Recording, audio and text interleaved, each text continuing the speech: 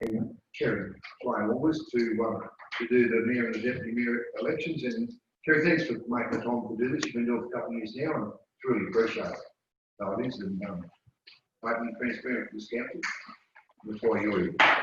Councillors, the webcasting of the meeting, this meeting will be recorded for placement on the council's website for the purpose of broadening knowledge and participation in council issues and demonstrating council's commitment, openness and accountability.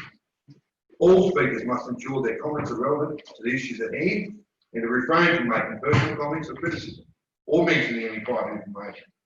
No other person is permitted to record the meeting unless specifically authorised to do by council to do so. Give our opening prayer. We give thanks for the contribution by pioneers, early settlers, and for those that fought for various wars for the fabric of Tenterville community we have today. May the words of our mouths and the meditation of our hearts be accepted in thy sight, O Lord. Amen. Acknowledgement of country. I'd like to acknowledge the traditional custodians of this land that we are meeting on today. I'd also like to pay respect for those past, present and emerging of the Upper Walk, Mayoral and Untitled nations, and extended respect to other Indigenous people present. Councillors, there's no apologies, everyone's in attendance. Is there any disclosures and declarations of interest? No? The open council reports, councillor, we start with item GRB 60/20, and it's to do with the election of mayor. Here's item GRB 60/20, and I will ask for a move in a second that we deal with this first item. Councillor Gary Berry, thank you. And seconded by Councillor Mike Petrie, and I thank you, and I will hand over to Kerry Swain.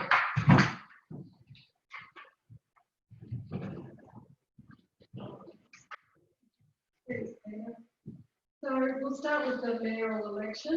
I've received one nomination from Peter Petty, so we won't need to have a vote, so I'll declare Peter Petty in the mayor for 12 months. Thank you.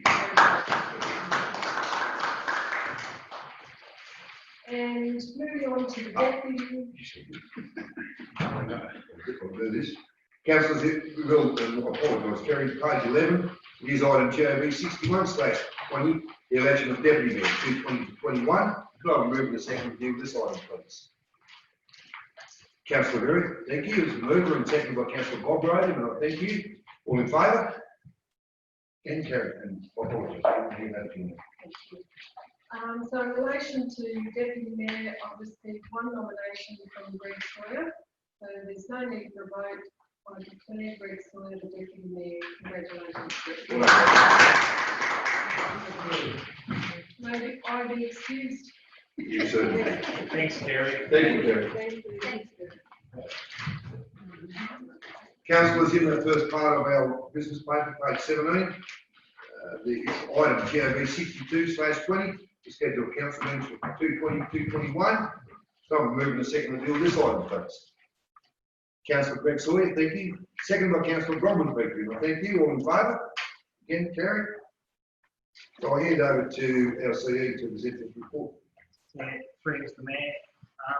Before we get going, you might mention that the committee's got tidied up previously, which was normally something that happened. That's right. So happy to take questions by exception. Any questions to do with the item? In officer's recommendation, there's 3 items we deal with there, councillors. One's at the month that the meetings are held, and obviously with the exception of January. The others to do with the day of the meeting and the time, and the others obviously to do with the couple of meetings that we'll have out in that long areas. Councillor Bronwyn, yes? Just a quick question on what's the time frame estimated on the council chamber? For the revote? Yep.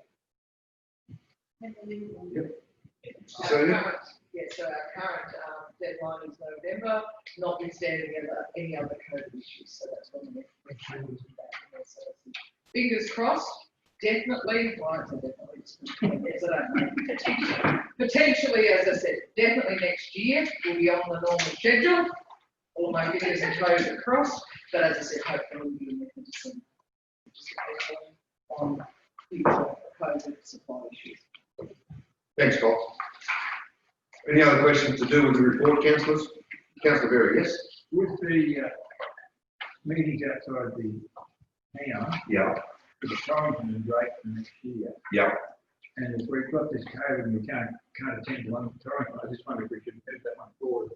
Just move them all forward one, or move them back one tick, I should say. So instead of having one at Torrington in July, I mean March, yeah. move one to July, and then just keep on following the list as it is. So councillor, with number 3, we've got March, Torrington for March, Yeah. and Great for July. So what are you wishing to do? Well, if we still can't have public meetings, Yes. I just suggesting we just move all these back, forward one, I suppose it's forward, isn't it? We move March to July. So we have the Torrington one in July. So when would you have the Great one? You'll have the Drake one, it'll go same order, so it'll be before the June one. No, we've only got 2. Councillor, Yeah, next year. yeah. I'm talking about the year after. I agree. Just keep the same order we're always had them in, and just, Year after, yeah, well, not worry me either, just. No. I'm trying to work with you here, councillor. So we're referring to item 3. Yeah, So it's got March 221 for Torrington and July 221 for Great. yeah. So what do you Well, I'm just wishing to do? we can't have the one in, March, Why? if it is COVID. Oh, you're right. Yeah, Yeah. it's just if we can't have with COVID restrictions, I don't know. Are you trying to move them back in that 221 year?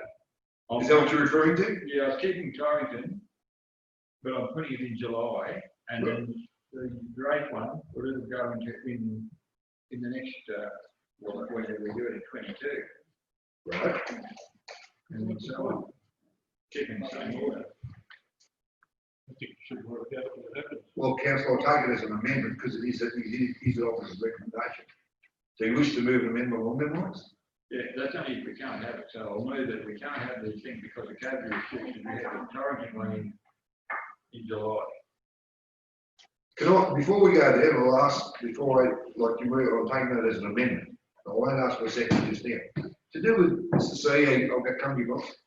Mr. C, and how hard is it, and I should know that's been doing the job long enough, I mean, if we go down this road, I mean, to say we just left it a bit open, and you raise a really good point, councillor, to do with the COVID situation. How hard is it, within, can we organise, if we say our community's good to go, so we've had this meeting, and we're going to try and have a bush meeting next month. Is it doable? Okay. Councillor Brom. I was just going to say, I think we're putting the cart before the horse if we do that, we just leave it as is and Well, suck it and see. And I'll just call for a second for the amendment. Okay, so councillor Berry's put an amendment up that we move the Torrington meeting to July 221 to do with number 3 in our business paper, and that we then have the Drake meeting in 222. Yes? Okay. Do I have a second for that amendment? The amendment's lost for the lack of a second, councillor. Okay. Now I'll put up the recommendation. All in favour of the recommendation? Recommendations passed. Thank you, councillor. Councillor, I do need to speak with the approval of the council, just to do before we go on the rest of the business paper. I'm honoured today to be elected for my ninth year as mayor, and I don't do it without the support of you as councillors and this wonderful staff we have. I need to speak on a couple of things which I think need to be noted today, and how this council is travelling, and what I see our challenges and the path ahead. We've achieved many things in this 4 years, and it's to do with this whole council. Not about the position of mayor or the CE. We don't do it without us all working together. Our differences are held in this chamber, and I'm honoured the way that this council works together and respect each other, difference of opinion, and then accept the vote and get on with the job. We see too many times around our area where councils come unstuck because they just don't get on, and it's to the detriment of their community. And I want us to focus on this next 12 months on the many things we have ahead. I'm so proud of the work that this council has done on the roads. We refer to the mountains, knowing the few Ks we have left to do there, that we will see that done in the near future. It's not if, it's when. Because I know we work hard in the CE, and I do, with lobbying for support for our federal and state governments all the time to gain funding. The work that this council has done on again the Woodmont Road, absolutely outstanding. And as we speak today, that the work is continuing. And we'll see all that. This council has focused so much on the northern part of our shire. It's not all about Tenerife. It's about all our villages.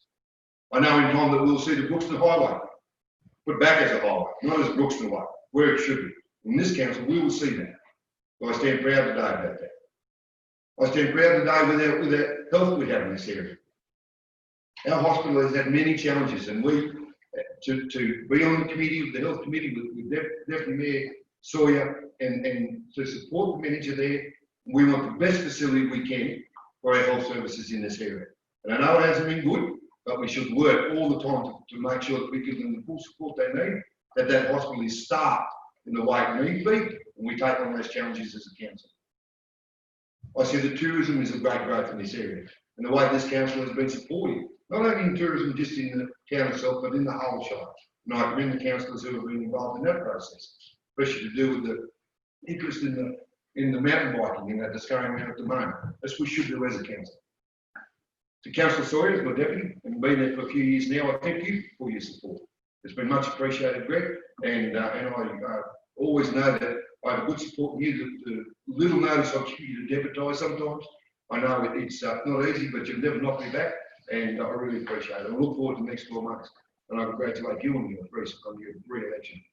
Mr. CEO, thank you for the time that you've always given. I've had 3 general managers and CEs, and Terry Dodge, you've been as good as there is. The relationship that you've built with the state and federal representatives we have in this area, and the respect that you've gained is absolutely outstanding.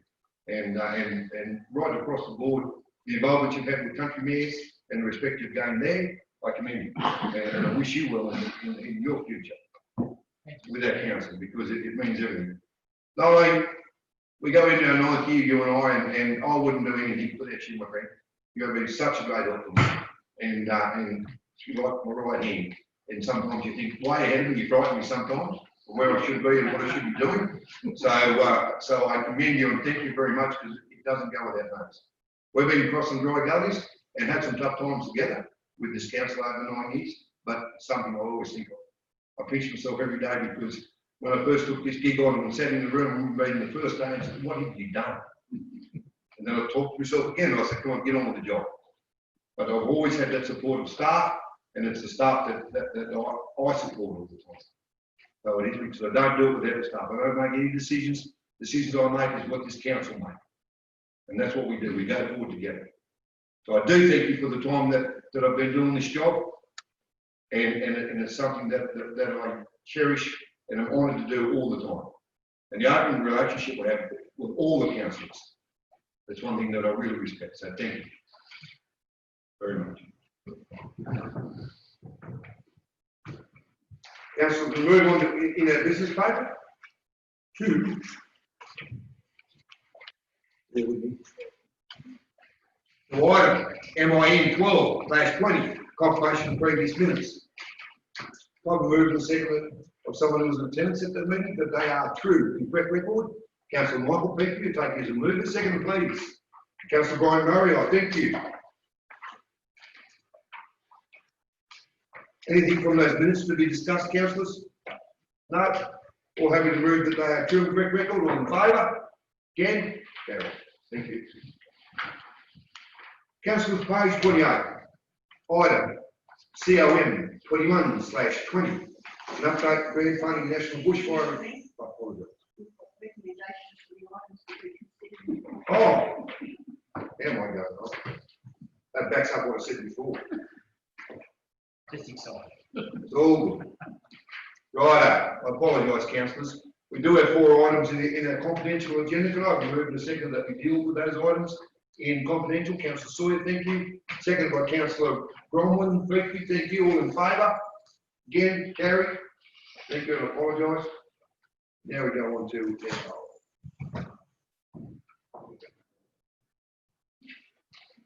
page 28 in the hard copy.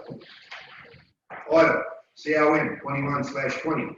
The update of current grant funding, the National Bushfire Recovery, New South Wales Bushfire Community Resilience and Economic Recovery, Regional Tourism Bushfire Recovery, Drought Communities Program, Extension, Local Drought Stimulus Package. And I have moved in a second that deal with these items, please. Councillor Berry, thank you. Seconded by Councillor Bograve, and I thank you. And I welcome our Senior Economic Development Officer, Mr. Harry Bolton. Thank you, Mr. Mayor. And I welcome Harry Naheed to you, Harry.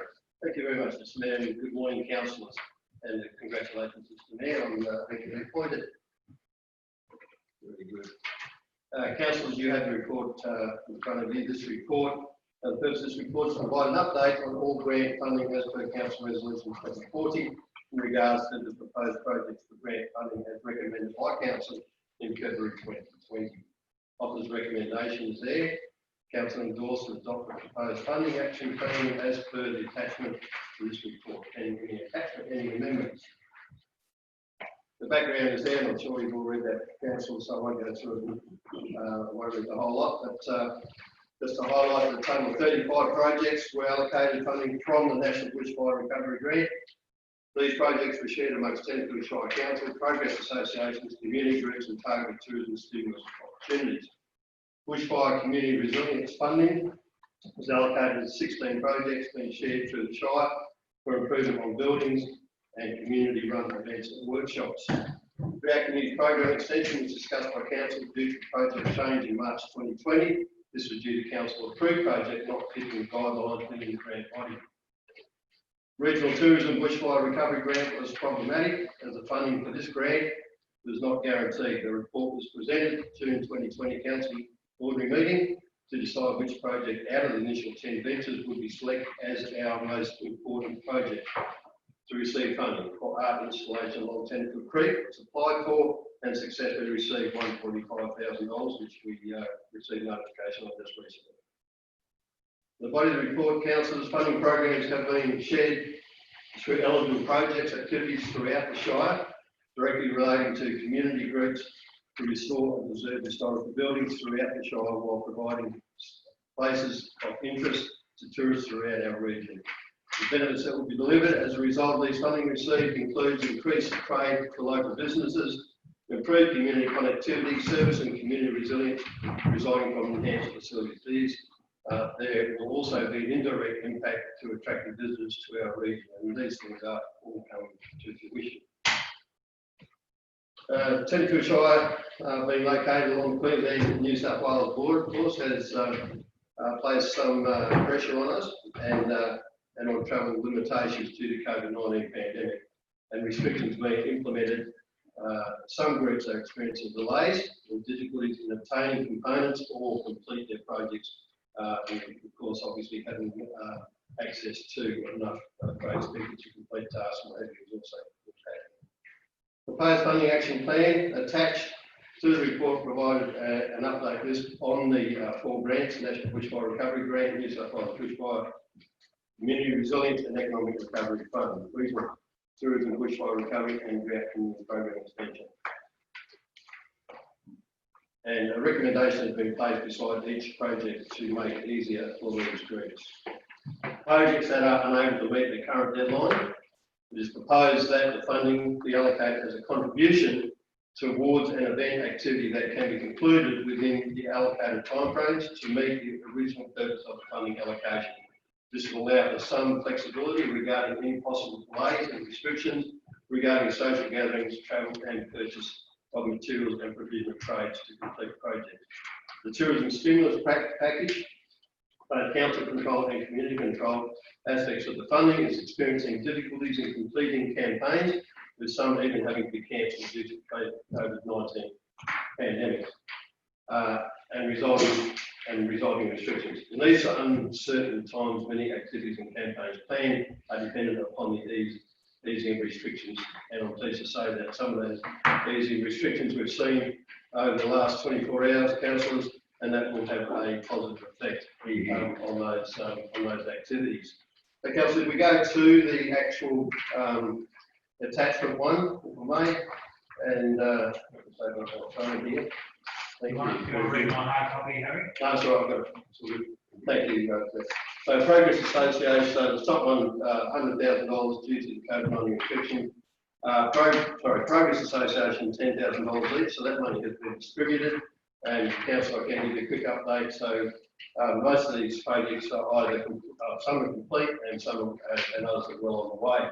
So Mayoral Progress Association kitchen update has been completed. Sunnyside Hall Committee internal lights, painting interior hall, installation of exit lights and new pressure pump is well and truly on the way, ongoing. But they are doing a wonderful job out there. And actually the work that they're doing, if you haven't been out past Stonebrook recently to have a look, with the other money they're also have received in updating their tennis courts. That is looking really, really good. The Sunnies, what did I say? Sorry. Badly. Torrington Hall Committee, cement barbecue area shed, ramp near the kitchen door, replacement of fire doors, and front and back, and music night for set bench norms and what they and that's ongoing, but they're also very active. Olivia Hall, their project is also progressing well, and that's installation of dishwasher, including a pump and electrical works and updating bench that goes around the dishwasher. So that work is ongoing and going well. The Progress Association refurb inside the ladies' toilets is ongoing. Jean Follingow Progress Associations, they're actually putting more storage into their hall for all their equipment, which is really good. And Urbanville Progress Association, electrical install, so they're updating some of their electrical stuff in that hall. Double range hood over the oven, which is a replacement, not a new one. Sorry, not a new, just replacement on one. New power points for mics on the stage and that type of thing. And relocated solar control panel, because it's in the wrong place, and some other stage storage. So they're doing very well. Great School of Arts progress. Unfortunately, we haven't been able to get the information as to where their project's up to at the moment. So just put that on the side at the moment. And Liston area progress, upgraded lighting and repairs to the floor and bar area. And Stonebrook Hall Committee, tanker pump fitting, underfloor installation, electrical work, and they've got a meeting this Sunday, I believe, to progress that a bit further. So all those that first lot of $10,000 that we put out into that Progress Association is all doing the work that we've expected that to happen. So I'm very, very pleased about that. The bushfire credit went out with the rates notices, of course, and that's been completed. The tourism stimulus video package, $20,000. We're unable to complete that. We've been stalled because of the restrictions on bringing that person in, but that is well and truly on the way, and that will be met within the revised timeframe. Tourism stimulus photographic footage, similar story there. And again, we'll meet the revised timeframe as we go a bit with that. Tourism stimulus, the widespread advertising, so tourist video, photo footage, Autumn Colours and Tenterfield was cancelled due to COVID-19 restrictions. However, the other programs in that have carried on and have been very beneficial to Tenterfield, and we've seen some of the advertising. Just recently, we've actually had some of the advertising on our local Channel 7 up here, which has been good, and that's because we've been showing through the Tamworth and into Newcastle region. So we've had a lot of very positive feedback. You would have seen perhaps in the report some of the comments there, particularly with our online stuff and the increase in visitation after that. Be the Bush, 7-day music event due to COVID restrictions. Be the Bush event is unable to take place, and the organisation is reviewing its options, and hopefully they'll be able to kick that off in the new year. Show and Shine, similar story. Oracles of the Bush, same story, although I think Oracles of the Bush are now on track, hopefully to hold their event, and they have commenced some of their marketing. Just keep an eye on the progress of the Mayoral Hall, which I've guaranteed will be done by December this year. That'll be okay. Listing coach opening, giving them an extension of time, or requesting an extension of time for them to do that. That's a wonderful little project out there. They've done a terrific job. For those who haven't seen the coach and the shelter they've built for it, magnificent, very good. 10FM training studio. So the time of that report, we hadn't received an update at the time of writing the report. Since then, we had that conversation with Peter Robinson, and they are well and truly on track to deliver that program. So that's very good news.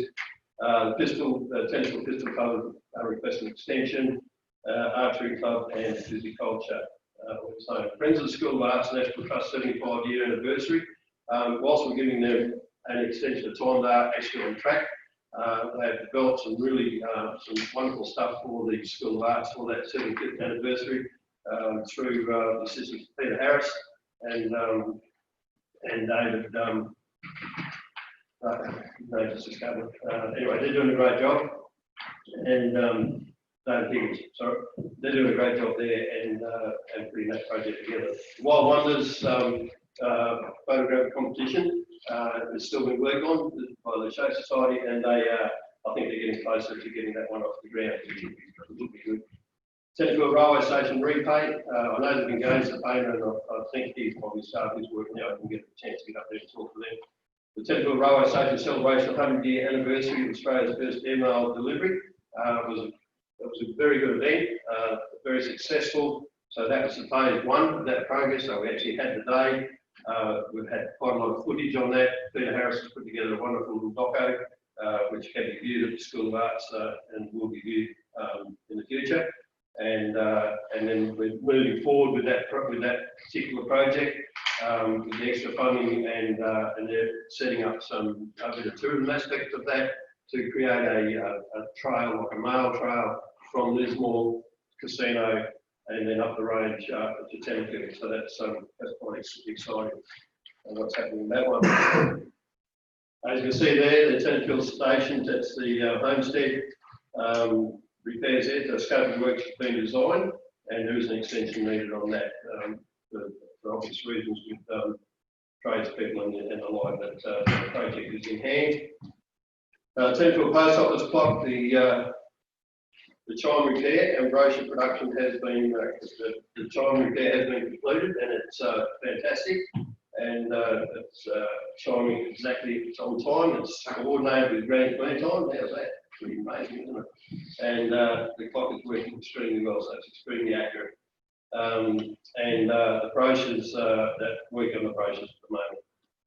Tenterfield Post Office repaint, that project has just been held back a little bit, waiting for the Main Street project to kick off.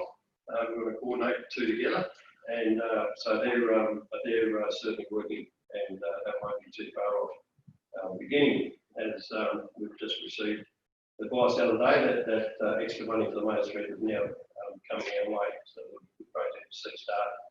Dead tree removal, Tenterfield, the pines are currently being completed, and that project, of course, has been going for a little while now, but has been very beneficial to the community, and similarly with communities. The Warrior Partnership progress, we haven't done a great deal on this one at the moment, but now that unfortunately the Warriors have gone out of the competition as they didn't make the finals, we'll now be able to concentrate on that, and but still very keen to work with Tenterfield, and we'll start those conversations again through you, Mr. Mayor, and through our two reports. So we will be Emma Johnson at that point. Tank Trucks Paddy's Flat is currently being completed, and Tank Truck Cement Wall World War II art installation Mount Lindsay Road is currently being completed as well. So they're pretty much on track. Okay, so remember the New South Wales Bushfire Community Resilience and Economic Recovery Fund and Torrington Hall evacuation set up. Yes, you may. Would it be appropriate if there's any questions to do with? Sorry, just present. Yes, you want to do that? Yes. Just so we go box them up. Councillor, I'll give you an opportunity just to do the presentation Harry's given. Is there any questions or update you have questions to build that to Harry? Just to what we've been presented thus far. Councillor Rogan, I'll take you, then I'll go to you, Councillor Roman. Thanks, Mr. Mayor, through you. On the first part of the list, the two is the stimulus kit. Just interested, Harry, in the stimulus videos and footage across the shire. And I know there's an extension of time that's sort of taken for everything, and it says they're currently due to COVID restrictions. Yeah, and briefs are being developed to send to photographers. Is that actually starting to happen because is there a risk that you're going to miss out on all the spring stuff? It is, sorry, Councillor Rogan. It is starting to happen now. We do have quite a lot of spring footage already in video form, so we're quite fortunate in that area. So we're hoping to have that person up here in the next, and whether, obviously it's not going to be in the next 2 weeks. But they will be able to start that program now and leading up into the Christmas period. So to get an update from Kate as to exactly what the time frame is for him, I can come back to you and let you know that. But I don't have that at this point in time because it just, the restrictions that we've had on there as far as travel movements through the Shire, I guess people up. I guess you know why I asked that question because there are parties that will be asking that. Yeah, and we've had that conversation only last week, and you know, it's very much on the agenda to be in it. Yeah, definitely. Thank you, Councillor. Thank you. Councillor Bowman, you had questions? Yes, so the post office delay, is that just while we're waiting for the 100,000 to get approved, was it? That was, yeah, essentially, but also we wanted to, because that part of the money was coming out of the Main Street proposal, the 100,000, so they had their 45,000, which was already there, and they had the 20 for the clock, and then the extra money that went to them was being coordinated through the Main Street group as well. Yeah, it was if anything was left over, it went to the Main Street. Yeah, if there's any left over, yes, that's right. Yeah, that's correct. But not to delay that. No, it's not being delayed. It's been delayed in the respect that people doing the work won't start until they can actually start the work and get on with it. So we haven't had the money to give them to actually start that part of the work. No, I mean, because in here it says the 700, it wasn't part of the 700,000. No, it's not. It was in addition. It's in addition to the 700, that's right. Yeah. Yeah. And it's supposed to be just allocated. That's exactly right. If there was anything left over, it goes to add on to the 700. That's correct. And just following on from Bob's question there, so the person doing the videos, are they from Queensland or something? No, then there's the New South. So when it was approached initially, so when we approached him in the early stages to do that, it wasn't possible for him to come up into this region. So we've basically had to reschedule that. So now he can come, obviously. Any other questions to Harry to do with the first bit of crash cap? Yeah, thank you, Mr. Mayor. Terry, just on that Main Street restoration, has it been decided where it's going to start?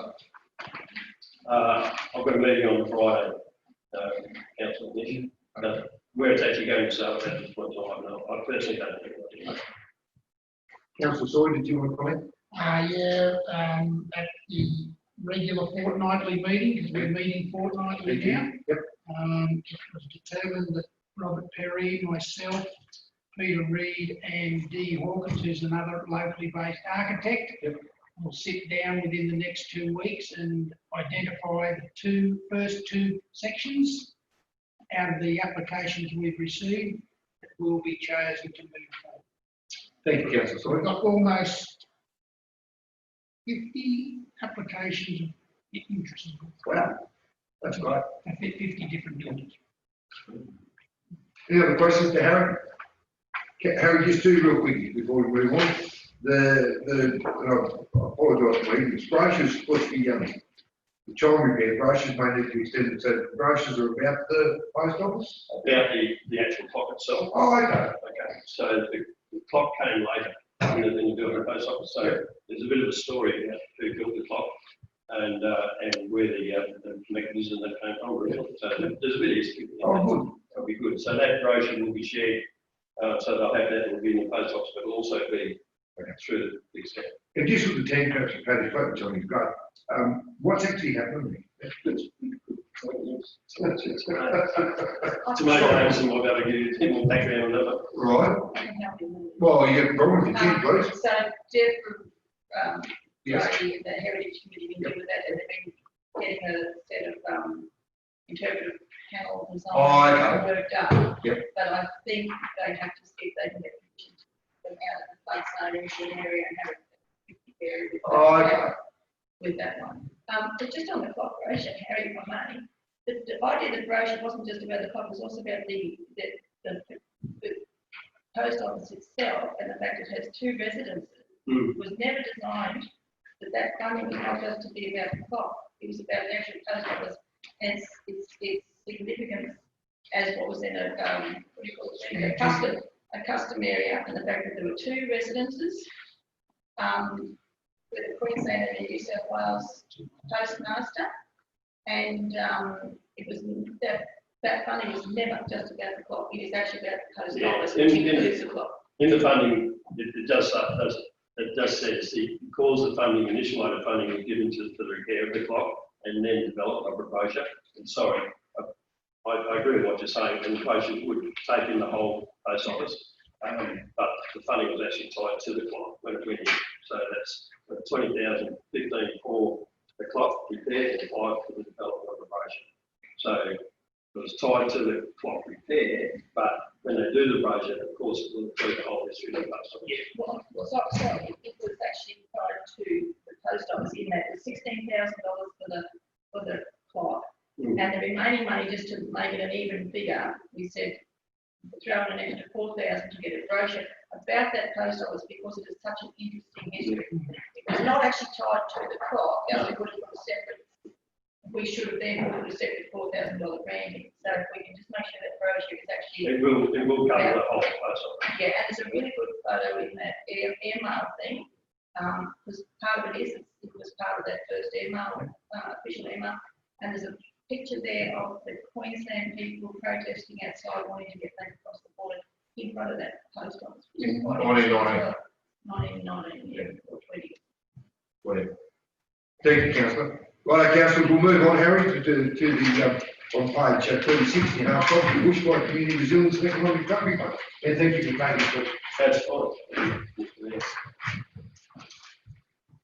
Okay, so we start with Torrington Hall, Back Centre, $50,000. So their biggest issue, of course, is getting people out there to do the work, but they are they're well and truly on track to achieve that.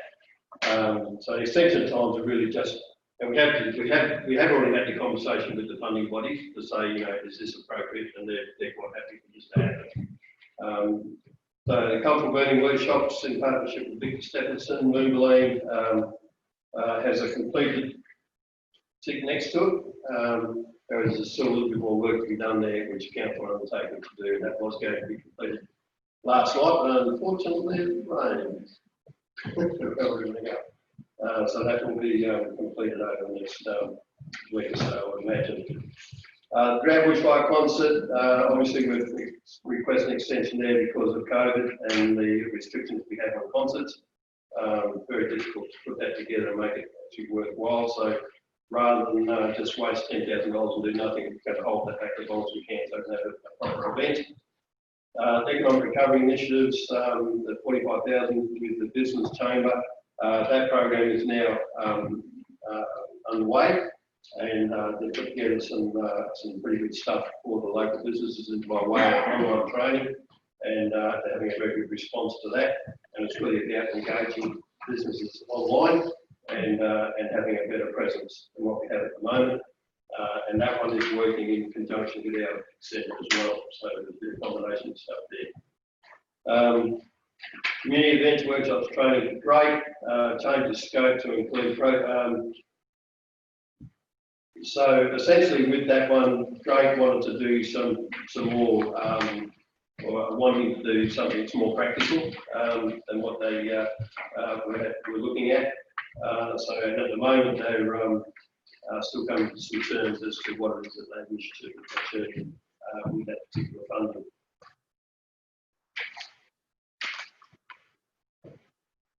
Community events, workshops, training for Legume, and a similar story there. It's about trying to use the funding to be more, I guess, to give them a better outcome than what they were looking at with just running an event or a workshop. Jennings, a similar story. And we're hoping, we're really just looking at trying to get these communities to a point where they can use their money wisely and put a project together that will actually give them some long-term benefit in their communities. So you see that they've all got the same description, so it's about the projects that support community resilience and wellbeing and or community infrastructure projects. So we're giving a bit wider scope to work with. And I'm sure they're all going to come back and utilise that fund. Some of the communities already allocated their funds, that $10,000 into other projects, which is quite good. And similarly for Sunnyside, Torrington, and Irvington, they're all in similar situations. So the idea of just doing an event or a workshop or training just wasn't really going to cut it for those organisations.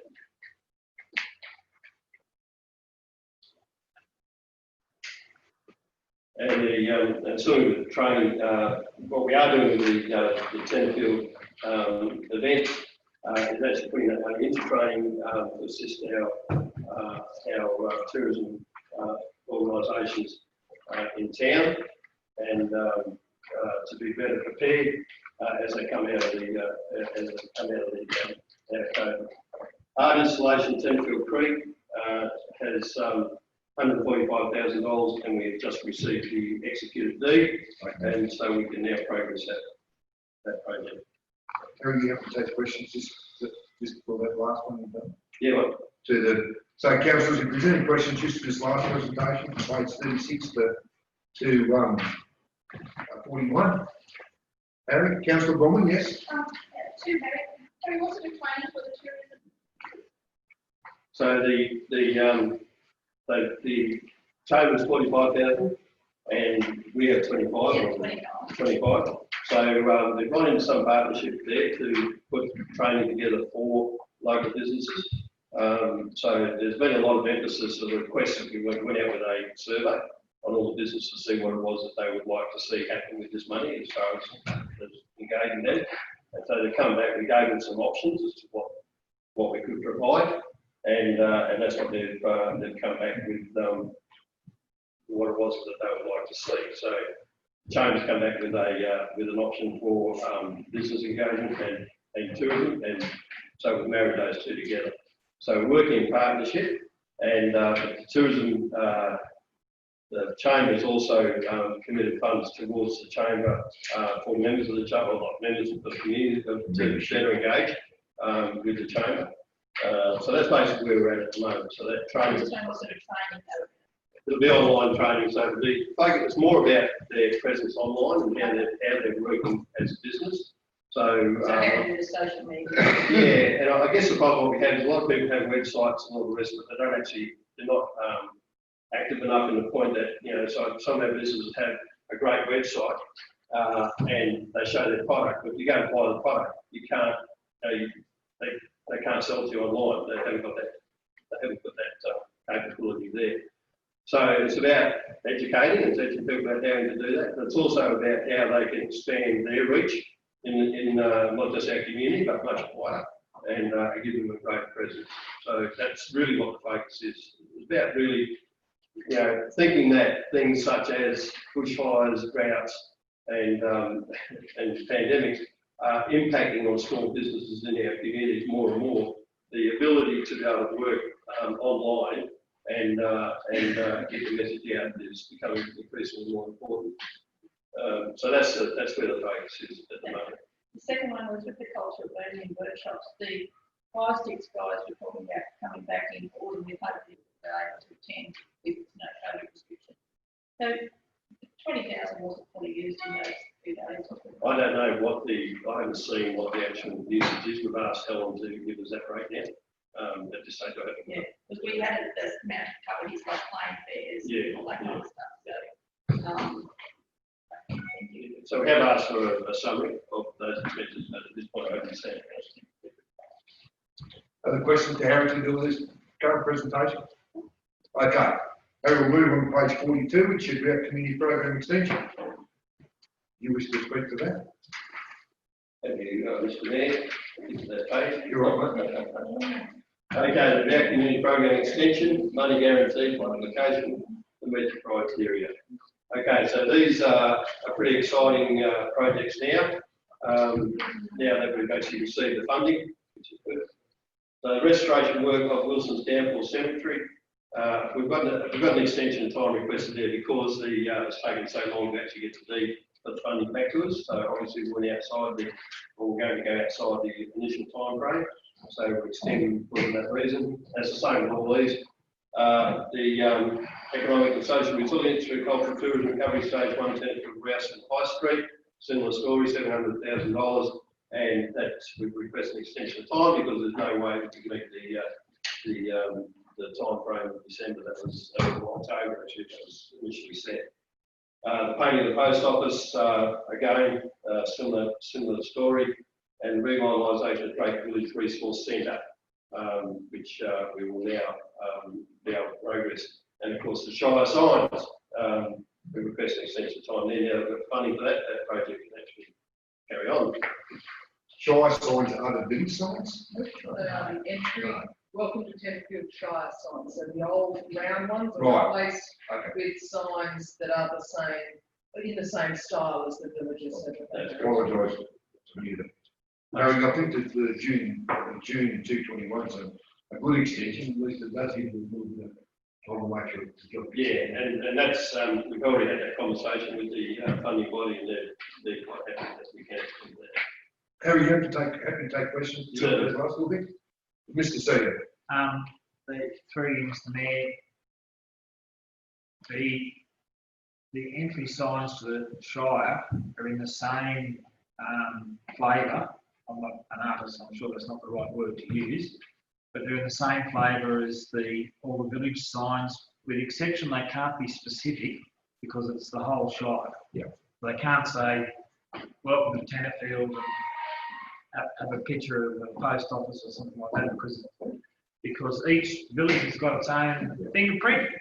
But when you come to the Shire, it's the whole Shire. So if anyone would like to have a look, the Shire entry signs are exactly in the same flavour as the village signs without the specific detail, like a platypus or a timber mill or a post office or whatever the other ones had in it that signified the actual village.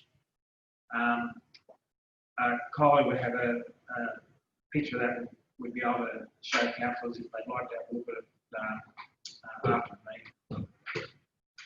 Thanks, Mr. C. Councillors, questions to Harry to do with the last presentation on page 42? Councillor Dick. Sorry, Gary, not actually to do with that page 42 report, but if I may. No, of course you can, Councillor. There were 2 grants we put in for last year, one for Steinbrook, one for Draker. Substantial grants, like $200 and something thousand. We got knocked back on those, which surprised that we did. But it was mentioned here a couple of meetings ago that there's a chance that the funding might be still available. You know anything about that, Harry? Harry's got his finger up. That particular funding. But it's not under this benefit. No, that's why I said it's not to do with page 42. Okay. I'll accept the question. Yeah. Let's put Harry on the spot. I'll take I do remember. Can we come back to you with that? Yeah, sure. Yeah. It's Mr. C, of course you can. Through Mr. Mayor, there was talk at a state government level of more stimulus money coming out for the COVID recovery. That's exactly. And because they were knocked back, but they met the criteria from the last grant, the talk was, because it was based on urgency to get the economy going, the talk in the DPC was that they may drop those grants into the new, yet to be announced funding, which hasn't happened. It was about 470,000 for the 2. Yeah, that's correct. It still may happen, but it hasn't happened yet. They keep asking me, I said it may happen, but I think you can ask me what's happening. Well, the state government contacted us in a roundabout sort of way, and basically didn't ask us, basically told us that there's stimulus, we're going to put these 2 ones in that missed out before because they tick all the other boxes from the last time, basically. That wasn't what they said, but that's what they meant. Thanks. No problems, thank you, Mr. Sanders. Any other questions to do with the presentation on page 42? Councillor Berry, then I hear Councillor Brown. Just one comment and a question that I'll allow that, Councillor. with the signs there, will the Northern Tourist Association be able to put their logo on the one? Well, thanks, Mr. Mayor. We had a meeting about this yesterday, Gary. The signs are two different. So what we intend doing is with the company that's putting in these signs, we're going to get the bases put in for the Border Mountains region signs so that when the artwork's finished, they can just bolt onto the prints that are already there to save doing things twice. The artist impressions is going to the same people that did these signs to come up with what they should look like. That'll go to the next tourism committee meeting on the 30th, and once we get, or not, once we get sign off on that, which I think we will, because basically we're copying what the tourism people gave council to do with the bird and the mountains in the background, and so on and so forth. Once that gets signed off by the tourism committee, we will then engage the people, that, possibly these people, because we're having difficulties in getting people even want the quote, to be honest. We'll engage someone, most likely the same company, to put the Border Mountain signs up. And with that, are they going to carry all the entry points? Just collecting one. It was the 6th that the tourism, yeah, it was whatever the tourism committee picked. I'm in the village, the shore entry signs, they can carry all the. I'll have to ask Colin, I'm not sure. There are 9 Shire entry signs which are to replace all of the circular Shire entry signs that we have. So there is one, there's one down at Marty, the entrance there, there's one that, if we get to the river, there's the one down at Cleanliness, and so there's 9 of them in total. And they will also be in the same size. We'll just make their signs that we discussed with them and with their stamp on them, and then we've just taken the colours and the same sort of shapes and put those into signs that will go into each of those entries. They're all our short boundary signs. If they want to be river wants to really consideration to let's get washed away a few times. Quite that flood like that. Right, we hope it gets washed away again soon then. And the comment about the outdoor standing, I had a good look at it yesterday. Since we cleaned it up last in about 2003, 2008, required, but the benefit of more, believe I feel good. Well, good reason why this project's here. Councillor, One of the tombstones fallen over the back of the okay, Councillor Bromley, you've indicated? Yeah, just on the Wilson's downfall. Yes. Just as an update, they're in the Heritage Committee, Deborah Ray has, anyway, they've prepared interpretive panels, but also contact has now been made with Jeff McKillop, who's been the local person up there, who's been coordinating the locals, and he rang us and said it's really gathering momentum. There's 20, at least 20 people all pulling out information and better photos, and they're very much wanting that involvement with that local community on that, through that whole project. I spoke to him yesterday, Councillor, and you told him the same. Well, good any other questions, Harry, to do with the report? Yeah. Councillor Tom Peters. Yeah, thank you, Mr. Mayor. Just a quick question to Harry. Yep. The money for Bolivia Hall, the extension of the disabled toilet and the room on the side, has that been approved or what's happened to the money there? The Bolivia, yeah, all that, yeah, they've got that money, council. That's all been approved, yes. And they have that money. Thank you, Councillor.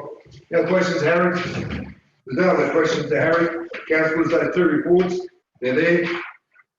All happy to receive a note. In favour? Again, Gary. Thank you, well, Thank you, Chair. didn't knock you down too much. Page 43, councillors, is item COM 22/20, Mingoola Waste Transfer Station, site and voluntary acquisition. Got to move in a second to deal with this item, please. Councillor Brian Murray, thank you. Seconded by Councillor Michael, thank you, and I thank you. And I welcome Jeremy. Highly forward to the project manager to present this report.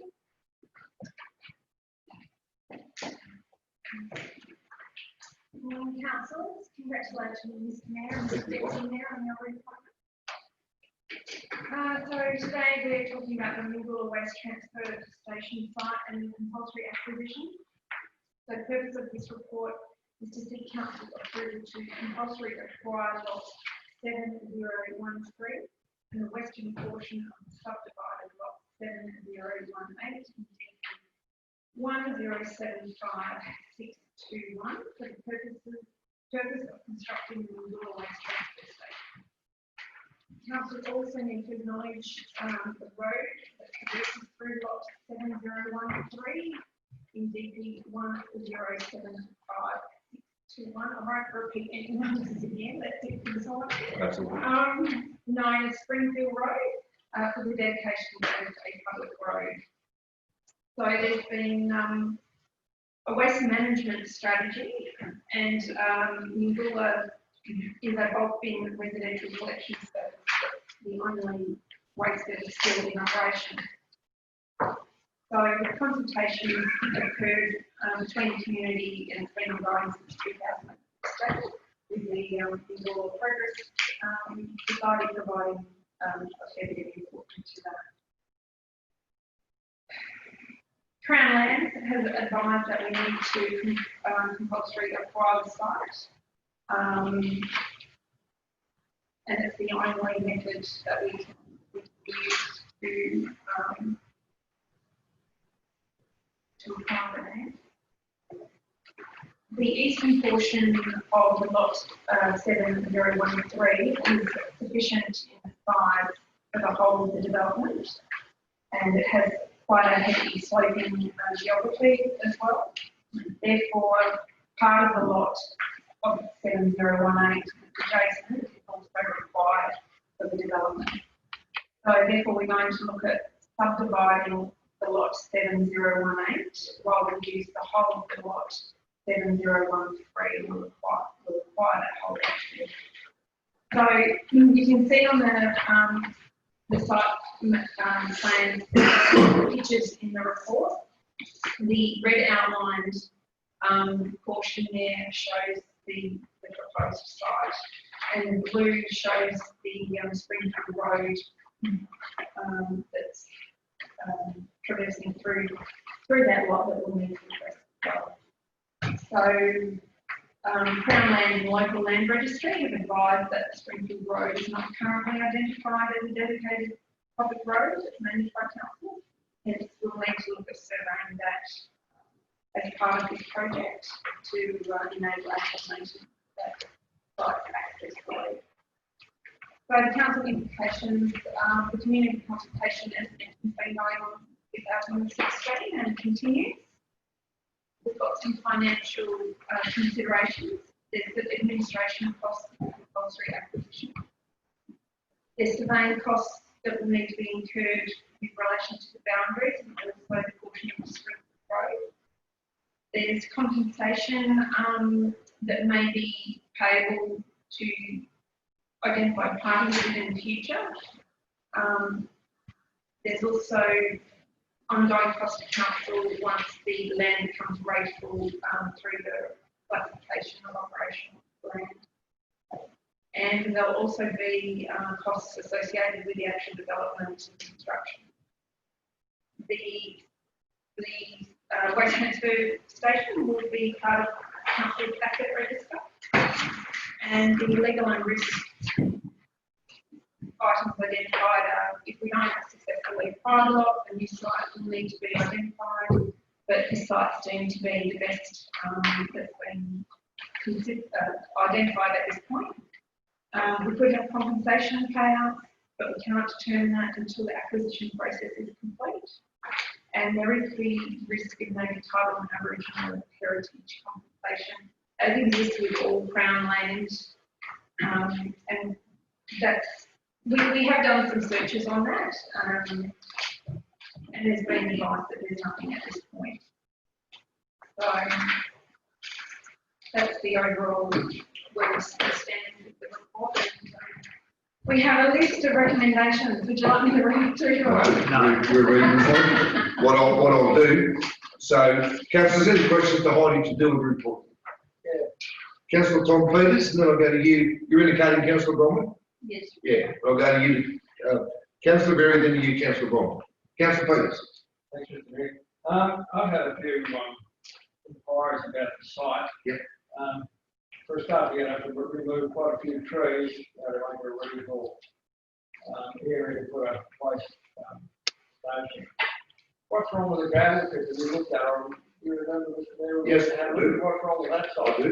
It's all level and cleared and everything else. Well, I think if you refer council without taking Heidi's job, I think with this a site inspection with the paragraph, second last paragraph on page 44.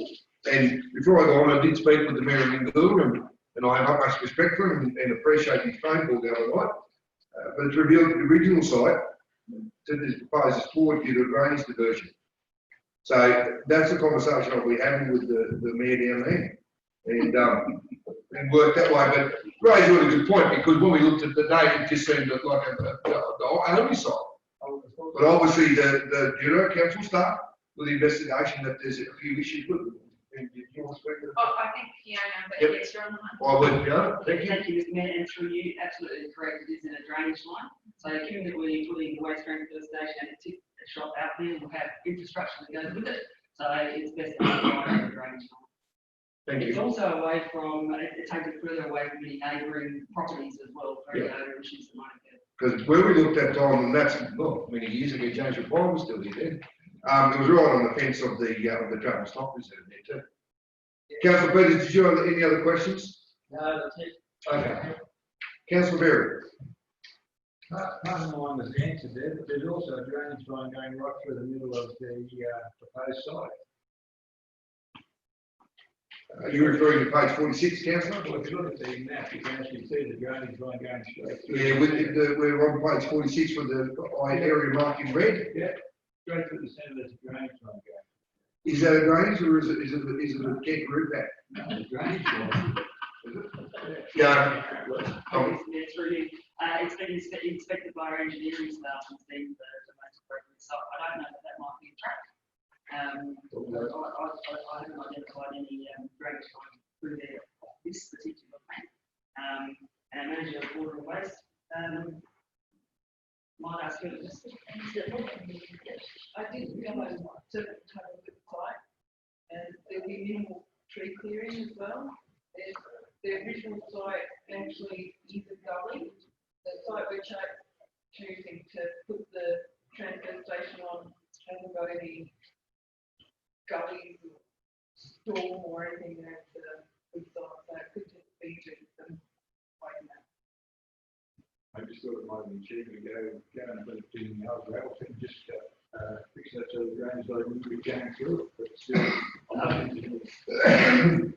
Yeah, I think you find in that particular gravel pit site, there's Telstra infrastructure, etc.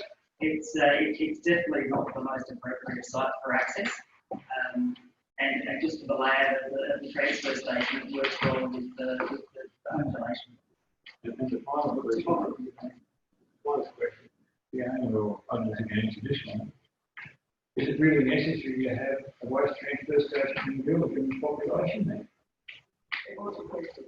So it was requested quite a few times for council. I think so. I think Inglewood is actually growing. So I think that, and one of the big complaints from Inglewood is that now they have to come in test fields to do their recycling. It's a fair way from. And it also offers some best practice in terms of recycling and our ability to manage the waste. I just thought maybe it's a lot cheaper just put a skip down there and maybe use that. We do have, that's pretty much Just done. leave it like that. Do that. Councillor, you've asked, it is a very good question, I'm gonna tell me, deal with the Councillor Gary probably doesn't want to transfer station down there. You come with me. But anyway, but that's a fair question, but it has been in the budget for a number of years, and I'm very supportive of the comments that both our staff have just made. And it does acknowledge the area down there and being supportive of the growth of that area. They're as passionate as anyone is about their community and at a cost to this council and the ongoing costs there. Correct me if I'm wrong, it's going to cost us $55,000 a year. Right, but it's part of cost what council do. So I do know your question. What I'll do, I'll go to Councillor Bromwell, I acknowledge you want a question, Councillor Boff, then I'll come back to you. Councillor Bromwell. Yeah, I was just wondering, with the removal of the trees and being on the road, will there need to be any trees planted along the road to screen it? And I had thought, Tom, that the original was in the drainage line, which is why Bob and the others said to put it in the gravel, because actually the original council location was fairly into the drainage line. But anyway, you know, there'd be a long time waiting for this, but I was just talking about screening of the road. There's no tree planting planted. So there'll be no trees left behind to. As far as I'm aware, no. It's not gonna be, it's gonna be really minimal, right out there. So it's not, we're not gonna be clearing a lot of trees at all. Only what we need to. So if we're able to leave any of those screens along the way. Yeah, and it's quite steep where we're putting it, so you won't actually see any of it. Really steep. Oh, What happens if we try to car over down there? It's My competitor, Councillor Peters. Councillor Rowley, yeah, I apologise, Julie. Councillor Rowley, yeah, Not question. necessary, it's been answered, mine was going to be about screens on the roads. Yeah, Councillor White, Patrick, you got a question to do with the report? Just, Order, please, order. Councillor White. yeah, this, station down here, is it gonna be like the ones that listen open so many days a week, charge them? That's the, I get charged their rubbish, so we should put something down there for them. Just through the, so the councillors know and without putting it on the spot, am I correct in saying that the villages, they have an 8-hour, it's an 8-hour through the week and they can pick a 4-hour, either half day or make it a full day? So that's what they allocate for, councillor. No. So all the villages, listen again, great, that's how they work in time, we're the same. Yeah. But the community will be involved with that opening time. So they will, and as listening again, the most recent ones in my time have been, and that's the best way to work with the community. Good question, mate. Yep, I'm up here, the station up here, city worked up, listening somewhere, it doesn't, do it, and up there, it works up here. It's good little part-time job for someone. Yeah. Yeah. Good. Any other questions to start to do with the report, councillors? Councillors, what I will ask is, because of the officer's recommendation, and I really take on board the comments, because the community down there, with the Mayor Spindler have been very passionate with their comments to do with this where it's going.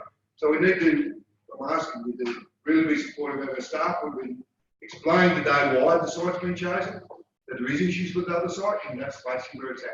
So it's not going bang, that's where it's at, you've got no say. There's a reason that this is going to cost a lot of money to put it out. Okay, so I'll put the officer's recommendation, all in favour. Against? Carried.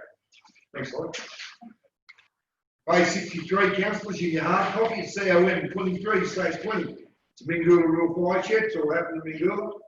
Reclassification of part, lot 7015BP 1075623 of the reserve 32548. Can I have a mover and a second to deal with this item, please? Councillor Bromwell will take you as the mover and Councillor Sawyer as the seconder. And I'll hand over to Bonnie. Hearing it today. All good.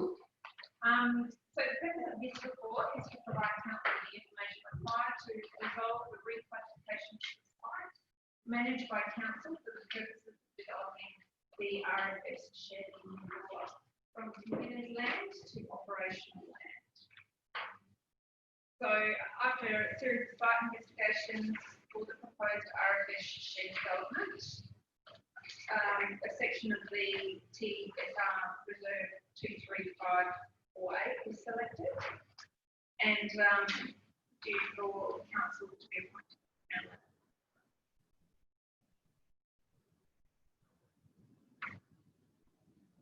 No, sorry, I'm just skimming through what I need to do. The site remains classified as community land, and council was also made aware that the road known as School Road is not contained. There is no immediate need to dedicate the road. However, it would need to be addressed in the future. So the site that's proposed for the RFS shed is located between the public school and also the community hall, and you can see on the plan there, the site with the road traversing through.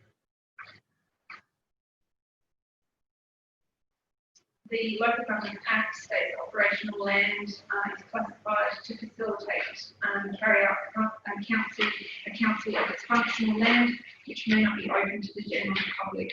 In this case, emergency services through the RFS is this category, hence the reclassification. There's been a substantial amount of community consultation and engagement with regards to this project. And there's some financial consideration. The financial consideration would be that the land will become racial, should be reclassified. There's no cost associated with the reclassification application through Crown Land.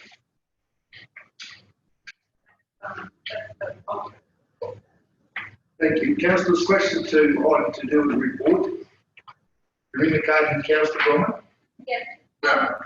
I'm pleased it's finally happening. They're very, very active brigade down there. They don't even have a toilet, nothing. Sure. And I'm just sorry it's taken 2 years since the last time we were down there trying to deal with it. So because that road isn't dedicated, but because that block is Crown Land, you can basically drive all over it anyway. There's no implications there legally. Anyone using that road? If we don't dedicate it now. I'd have to check with engineering section about the finite details of road rules. Do we maintain it? We would do it because we're the Crown Land. It is a sealed road, isn't it? You're referring to the road into the school, councillor? Yeah, I'm just It is a wondering, sealed road. I'm just wondering whether we need to amend part 2 to say proceed with dedicating that road, that's all. Well, whether we do it now or within future, yeah. Especially if there's going to be a fire station there, would they be used, accessing it through Infield School Road or straight up the, because they are, it's going to be right on the corner. I'm wondering for legal implications for people, should we do the right thing and dedicate it now? Well, I guess the plans to actually develop the site. I assume that road was about. Yeah. So I'm just suggesting amending part 2 to say, acknowledged road known as Infield School is not contained in the dedicated road reserve, and council will now proceed in the said dedication or something like that.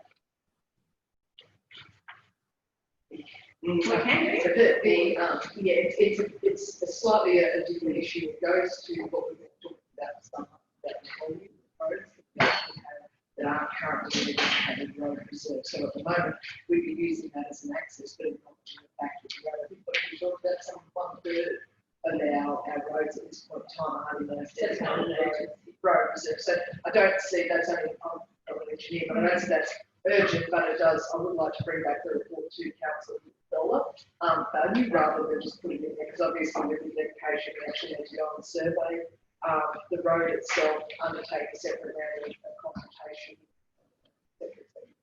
Short term for this report, I don't see that as being an issue, but it's something we need, which is why it's on the council resolution, which is to come back and report to council about dedicating road and obviously allocation of funding a prioritisation of those roads that we do dedicate, because as we know it's an expensive exercise. makes what, but it's probably a different. So, my dumb question, I apologise, this once again, through a lengthy conversation with the mayor there, that's not travelling stock, is it, there anywhere, is it? That would have been, It's good. sorted. He was obviously, because I couldn't read it in the report, he was obviously thinking that it's right in it. Yeah, first paragraph, page 63. Hey, which page, councillor? Page 63 under background, it says a section of TSR was selected and pursued by council. I apologise, yep. Anyway, it's all good. The other thing I need to share with council too, and council Peter should be probably vague about this, I was in my opinion that the funding to build this fire shed was there, and it doesn't seem to be there now unless I'm thinking about something else. We've got a emergency meeting coming up early next month, and I will be raising that with RFS, because obviously it needs to be funded by RFS to build the shed. Councillor Bowman, you raised some really good points. You know, they're really active fire brigade, been there for 15 years, they're working out of a box and a thermos. They've got nothing. So it's something we really need to pursue to get that fire shed built down there. Yeah. So I will be raising that. I hope to get your support, councillor, and on that, you attend those meetings. Okay, councillors, if there's no more questions to the staff to the officer's recommendation, all in favour? I apologise, Gav. Did you have a question? Yeah. I'm sorry, mate. Well, I think we've taken the staff comments, haven't we? Just whether or now in the future, or are we doing them? Yeah, I just asked the question. Okay. Thanks, Nolan. Thanks, councillor. Councillor Berry, you have a question? Yes, where are we getting all of the stuff in yard, I presume? So why are we getting stuff? Well, that was the section of the reserve that was dedicated to council to be Crown Land Manager. So we're getting it anyway, aren't we? Well, we requested it to be transferred to us to manage. It just seems a lot of land. Well, we probably would have to look at Subdividing. it. Because it is all one big block. Yeah, I realise that's why they're looking at it now. Underwriting, reviewing so much. Rather just what we need. Might go down there and leave. Yeah, good, nice. Subdividing and facilities like. Put a car park in for the fire. Councillor Bob, you have a question to do the report? Yes, thanks, Mr. Mayor. Just Order, please.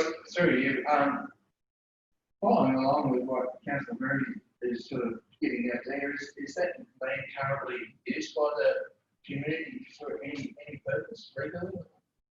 Well, there's access to the hall, councillor. No, apart from that, it's a large block of land. Yeah, I know. For any other reason,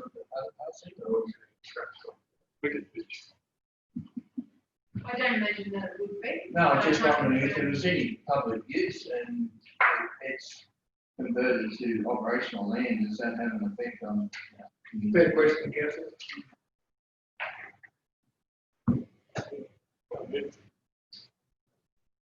I can't answer that. I don't know if they're using it. It is well maintained, councillor. It's always made. Always in fact, it's a site to do with school. Might be other side great to see it. Because it, you know, it butts right up against the schools and all that stuff, so I'm just wondering whether making the land operational is going to change the public's perception about any usage. For potential use in the future. Yeah. Yeah. Is that something that we can look at before this happens? We can always investigate it. Yeah. Can I request that? So just on that, we can probably provide you an update on those, potential for that. The question is, from my perspective, I'm unsure of why council would impose anything. So in terms of the classification, it's a classification schedule of Crown land. Whether it's operational or Crown land, that would be up to the I don't believe that it would probably be. Yes, that question, I'm not sure whether there was going to be any implication. We had it or not.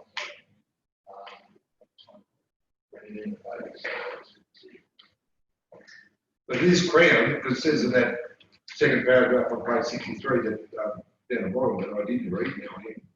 that we are the Crown Land entities. We would, and that's. We actually council. Yeah, and that's the change with operation. I think that Yeah. Councillor Rose was asking, so Yes. a community classification, which is quite correct, we have Yeah. certain qualifications. If it is classified as operational, council obviously has discretion in terms of prohibiting access or placing infrastructure items there. I can't see that will be actually an intent of council, whereas if we did have to go and classify sections, as we talked about, we would be probably get subdivided like that. That's operational land. Situation on there's the issues that might arise in the future. Fair question. Councillor Berry, you've indicated on that, you, Councillor Brown. Yeah, with this, given we're taking this land over, we're going to manage it, are we going to provide, fuel of the mail to do that? They've already got one. So they've got one, they're the same mail. Well, they should have one. All the communities got one. Either that or we're going to mail. And, Well, no, I think, yeah, I believe they'll maintain it, and I believe they're actually looking at upgrading their mail rate. yeah, they always do. It's always known. yeah, they're, so it's one. Yeah, they do a good job. And there's, they do have trucks and caravans parked there. Yeah, they do. Going to build a two-story shop there too. You're good. Councillor Brown. Just to be clear, we actually took over this company last December, went through, we resolved 2 years ago to have it transferred to our management. That went through in 6th of December last year. That's it. So we're already, are the manager. This is purely about reclassifying it from community to operational. Now, I'm presuming an RFS shed, they would have to fence that like they do any other RFS, actually, but maybe if they do fence it off, depending whatever. I don't see that we as council would then say to the community, oh, you can't keep doing things on the rest of it. I don't believe they're required to fence it. I know some of the RF sheds, through Timothy that aren't burning down, Oh, fence. and so. But it could be up to them, I guess, to secure it and maintain it, and the community, the local community would know that it's the RF shed. And Usually precinct, sort of. By being operational, we're not saying to people, well, that's it, that whole lot done to step on, that's been given permission. Sometimes the councillor too, I wouldn't, I will comment because it is, it's got the fire shed then becomes like a community hub. They have events there, barbecues, all sorts of things. Councillor Peters, you've indicated? Yeah, I think, that's to answer the question. I think the actual area is maintained by the whole committee. Yeah, no, they do. Yep. And it's also used every now and again for around about Christmas time, I think Christmas parties and fun days. Yep. That area. Co-councillors, if there's no more questions to our staff, officer's recommendation is there. All in favour? Against? Carried. Thank you, Hyde. Councillors, you want to break a little bit of little lunch? We'll do that. Can I have motions to suspend standing orders? Councillor Sawyer, I thank you. Second by Councillor Berry. All in favour? Carried. Come back about 11:15, eh? Thank you.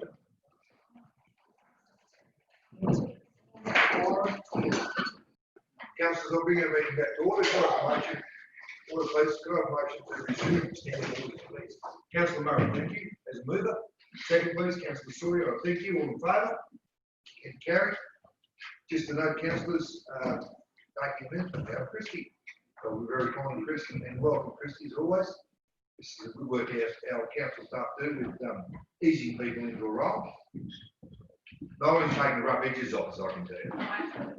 You can do the rest. Okay, we'll move on to page 78 in hard copy council. This item ENB 19/20, Warrington Greenways. I'll move in a second here to deal with this one, please. Councillor Bob, thank you. Second by Councillor McNish, I thank you. And I welcome here to Gillian, our manager of water and waste. Welcome, Gillian. To present the report. Okay, so I've given you all a little handout as well. So what this is a picture of our mega munches, which are now in our fees and charges. It originally started off as an educational program for schools, and and now moved into production. I've also given you a copy of the presentation when we went out to Torrington to explain what transfer stations are, so you can have a look at the sort of information that we provide to the community. I won't go through that entire presentation, so you can look at that when you feel like it. What this report's for is that we have a lot of issues with green waste. So green waste tends to pile up at all our waste transfer stations that have green waste, and then we have to bring in people to mulch it for us. And unfortunately, after that, it still can't leave site because of the EPA rules about compost and the process of killing weed seed. This is mainly because, while the composting issue is, to compost is actually easy to do, they require that we have records and can prove that our compost, or if you want to call it a soil conditioner, that it doesn't have any weed seed in it. I've gone previous grants so that we can try and deal with some of our green waste issues, and I've again put in a grant, a pasteurisation system so that we can actually resell on our existing stockpiles. Torrington in the fires, the landfill was completely burnt to the ground, and so this report is based on the piles that we did in at Torrington and how much that would have cost us to process, which in the report actually says that we've been from about 120 to $270,000 to process that green waste. We're lucky at the moment that we don't have any green waste out there. The site's been completely remediated. All the Mayoral's now finished with the site and they've filled with the rubble. The asbestos that went into the site was a few houses from Torrington, and Mayoral took the rest up to Queensland for disposal. The asbestos houses out there. This also has changed my original report, which went to council, and that was about stage conversion, because I thought that would make it a lot easier for both the residents and the council to implement. Because the site is now cleared, we can actually go to the full conversion to the transfer station. We no longer have pits out there, it's just a clean site, which means we also didn't have to pay the cost in that remediation of the site. It would have been done for us. To avoid the problem with green waste in the future, because we offered it, because it was a landfill site at Torrington and they did have green waste capacity out there, the management decision to eliminate green waste from the site was taken because we simply don't have the means of processing it.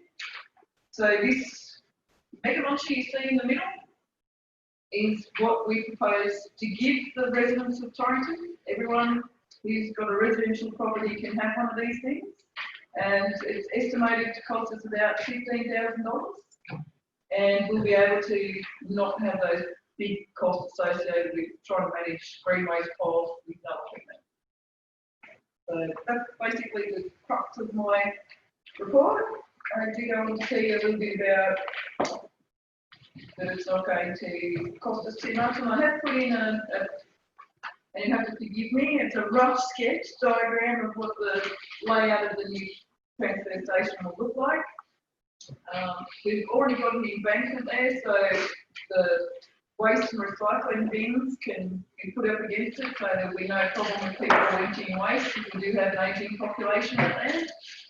And the community also asked for a chip shop, so we're going to place that adjacent from the dormer so that it can be done that way, easy for everybody.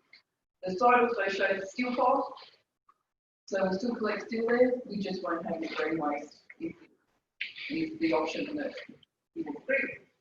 So my recommendation is that we offer it to the 59 properties that are out there in lieu of taking green waste at the transfer station. We're not going to be offering this to Mingoola simply because they've only got an industrial bin and we currently don't take green waste there at all. So this is simply Torrington only so that we can avoid the green waste issue. Thank you. Thanks, Julian. Question to Julian to do a report. I'll go to you, Councillor McNish, then you, Councillor Murray. Thanks, Pete. So this is actually a compost bin on wheels, or is it? Yeah, pretty much. It's actually a giant worm farm. Yeah, So yeah, this is it here, so yeah. I'll just come down there if you Yeah. like, and I'll explain it. I've got one at home, like a bike.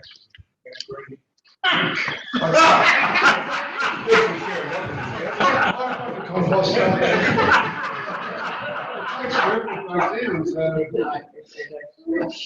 Because you can, this actually works in two ways, because of the shape and size of it, it also acts compost to itself. Yeah. So you can actually put all your, this will do like a week's worth of wool, pickings and food stuff.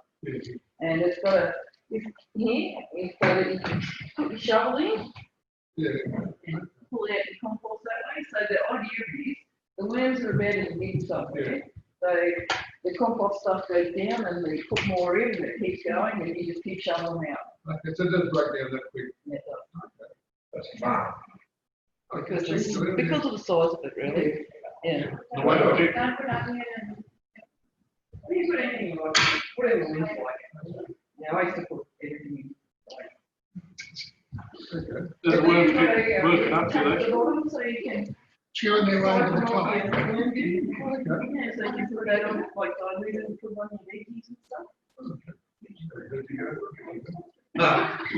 You didn't send the same back, did you, John? Didn't send yours back? Councillors, order, please. We have a councillor with a question. Jimmy? Sorry, Councillor Murray. You had a question to the report? Sorry. Through you, examine, thank you. I can only suggest to Councillor McNish that he respect each one to his ex-wife. No.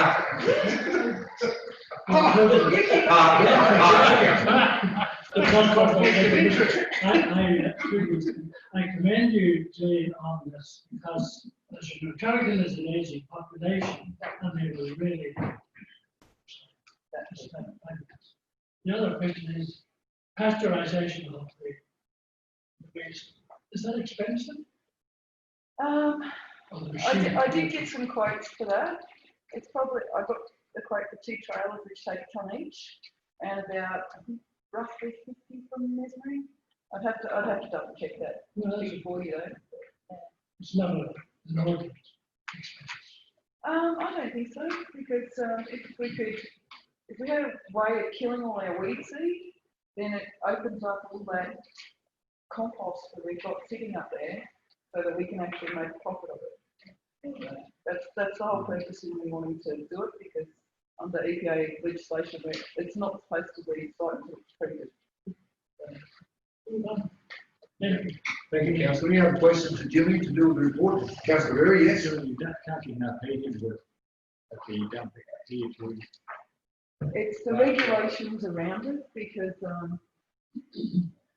we have to have trained staff who can do weed feeds, and then we have to, so they'll be excluded from the green waste pile, and we also have to monitor you don't actually have enough room to do this, but when you do a compost pile, you have to monitor it so that the heat gets to a certain temperature over a certain amount of time, so that you can know that it's processed properly. Unfortunately, we don't have enough staff to do that. And the other thing that they like you to do is wind roll it. And there's just no room up at 10 people to do it, and there's no room for the other ones either, unfortunately. And it's just impossible to deal with. Councillor Bromwich? So Julian, if you've got big branches,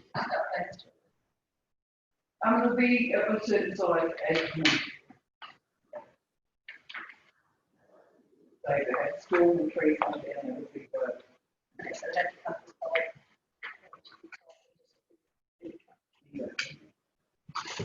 We probably will drop off the bottom or something.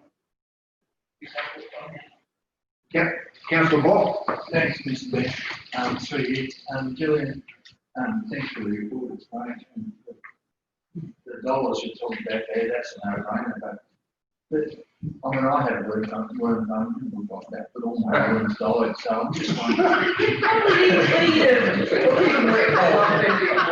Well, just trying to check this in. At least take maintenance for the employees that don't have these things, be less reliable if they're not maintained. Is that a requirement that they have to be cleared? You know, the juices and all that stuff. And I don't think If you didn't really want to click the juice, you just leave the tap open and it would do its thing. You know? I mean, is it going to be an impost on the people that have these things that are worried about? Exactly, but if they're willing to die, they would probably be coming and big up and very hungry. Okay. We just supply it with some of the compost worms. Start with, keep them on, but if you don't keep them wet, or feed them, you've got to feed them, they will die, they're a kidney creature. Thank you. Any other questions to Gillian to do with the report, councillors? If not, the officer's recommendations there, all in favour? Against, carried. Gillian, I apologise, I didn't want to mention that before I move that. I commend you and your department for what you're often trying to. What we were down there the other day with our federal member, Honourable Barnaby Joyce, having a lovely afternoon tea. This document that you presented to that village to do with the huge change, you know, because they used to open landfill, and we all know it's illegal, and those photos just support that decision. But the journey you've taken on, because it means a lot to them, and I think this is a really good document, and they're really keen to get on with their transfer station, and you know, to share with the councillors who come to the landfill, we love our neighbouring councils, but we're often they made it quite open that they came there and used our dump and dumped all their legal stuff. So there lays your problem. Those photos prove that. So that's how important these transfer stations are. And I know that community is really keen to get all of that. And I know that you'll be hands-on and doing that. So thank you. Pleasure. All good. Thanks, everybody. Righto, page 81, your hard copy, councillors, is item GOV 63/20, the monthly operational report for August. I'll move to the second here, please, Councillor Berry. Thank you. Second, Councillor Michael Petrie. And I hand over to our CE to present the monthly operational report. Previously, I had to take questions by exception. Questions to our CE to do with the monthly operational report. Councillor McNish, I'll go to you. Yeah, I've flagged three things, Mr. Mayor. Yeah, First one go your heart. is page 34. Yep. The community recovery officer has been engaged for a 12 months tenure. I would have thought that the parish department would have done it, but they like with 2 or 3 staff there. Three, Mr. Mayor. This was a position 100% paid for by the new resilience department. So council was one of 22 shires asked if they wanted to take the offer up of having a full-time employee 100% funded by someone else. We accepted that offer for a couple of reasons. Number one, our Manager of Economic Development and Community Engagement and his staff are busy doing the grants at the moment. And number two, this is new money coming into Tenterfield, sponsored by someone else, so it's good for our economy, and it doesn't cost the ratepayers a cent. So they started a couple of weeks ago, and they funded, not to get the name of the agency, but it's that new one that Fitzgibbons is head of, the ex-fire chief that's gone across to that resilience and something or other it's called. So it's not a council employee, but they're. So what happens? We employ them and we get reimbursed from the state. Thanks, Terry. Harry, sorry, Councillor, did you want to make comment on that? No. Okay. Thank you, Mr. Mayor. Thanks, Terry. Actually, the second part of the question was this paying for it. Yes. Can I get going, Mr. Mayor? Yes, of course you can. Next one's page 43. Looking at the top there about emerging issues, risks and opportunities. Just on a few roads that I drive around out my way, like Tony Downs, Brian's Gap, Cooks and so on, fireweed is getting out of control. We're going to anything in place, Terry, to control fireweed.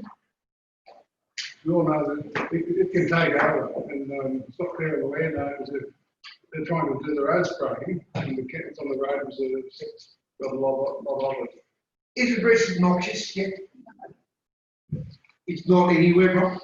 Well, it's not listed as a weed of significance, but which is what they now call noxious weeds, but that doesn't include our ability to do something about it, because we as landowners all know that as toxic to stock. Yeah. And it's so light when the wind gets it, Oh, it goes from each crop to each crop. So at this point in time, we haven't got any funding allocation from council in the budget to tackle it. We will remember that we're spraying a little wide with some other money that we've got, so anything in its way is captured as we go around. And we're just on our second round. We've got approximately 280,000 left our original weed money, and so we're actually in the process of going and doing our second round with that now. Is that 700 million? Okay. Yeah, so we've nearly included that. It needs to be done by December, I believe, for that particular grant to be fully included. So we've got contractors at the moment actually on one property that don't wish to have pesticides because of their organic status. We've got a contractor actually physically removing I've got the name of the weed now. Not that weed, no? Yeah, I know. Well, So, Sorry, the other weed in the grant anyway, so we're doing some of that by hand for those people who've got an organic status to get rid of that down towards Bolivia. And then we've got the other contractors going around and continuing our spraying. So in terms of that, as Councillor Petrie said, it's not actually an identified weed of significance which may preclude our current funding arrangement, but as we go past, I'm sure that we can capture a lot of things around roadways spraying with blackberries. I think we have to do something because it's just, I'm sitting here a while back, and down in Gloucester, it's really bad, and the whole, it looks like a whole patio of canola. yeah. It's I never thought I'd see it in this yellow. area, councillor. Sorry? I never thought I'd see it up here. No, Been in the no, North Coast for years. and I believe down towards Drakeway in certain places, it's Anywhere around the coast. down there. And the third thing, Mr. Mayor, if I may, Yes. basically, just a more question about a light vehicle fleet. We've been with Lismore Toyota for probably 15 years or more. That seems to be working really well. Is by regulation we have to look for more quotes or with the light vehicle fleet? Through Mr. Mayor, the contract is either up or about to be up. Yes, in the next 2 months, so we're just got a meeting with Brad next week to discuss bringing that back to council and getting a new contract out. And through Mr. Mayor, I'd like to reiterate what John has said.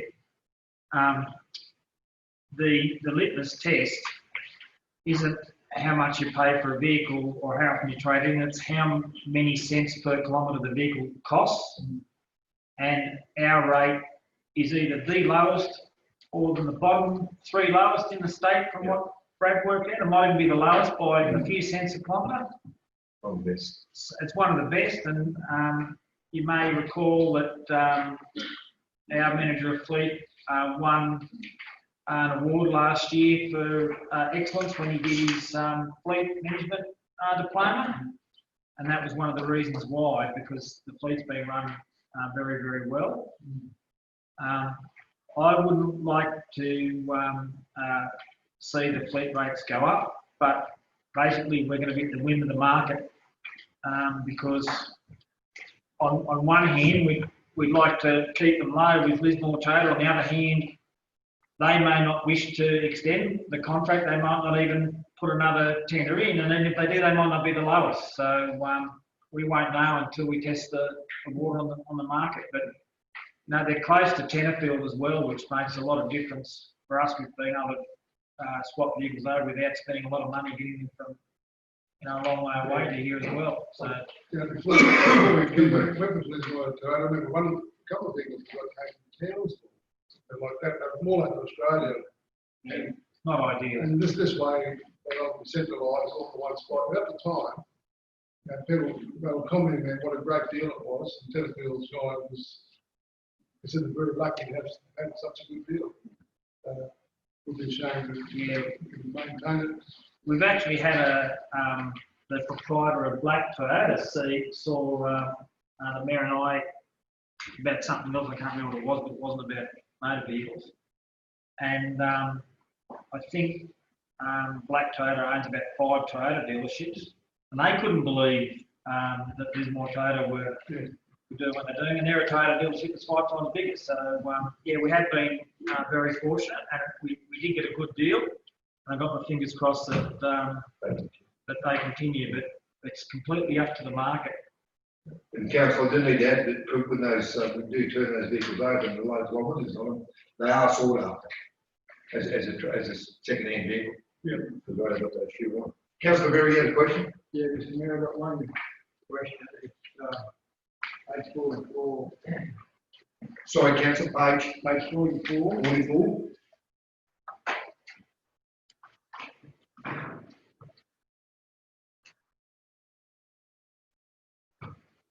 Yep. Yeah. Biggest risk being further reductions in throughput and loss of income as to whether the Sargo to remain viable. I'm suggesting we should have a workshop on that. It's the second paragraph in the bottom, is the second dot point, I should say. Page 44. Yeah, page 44 in the red right-hand corner. Through you, Mr. Mayor. That's exactly the reason why we've got workshops. If any councillor wants something discussed with other councillors, just ask me and we'll have a workshop on it. It's no big deal. You can have as many workshops or as few workshops as anyone wants. Well, I think that's helpful, councillor.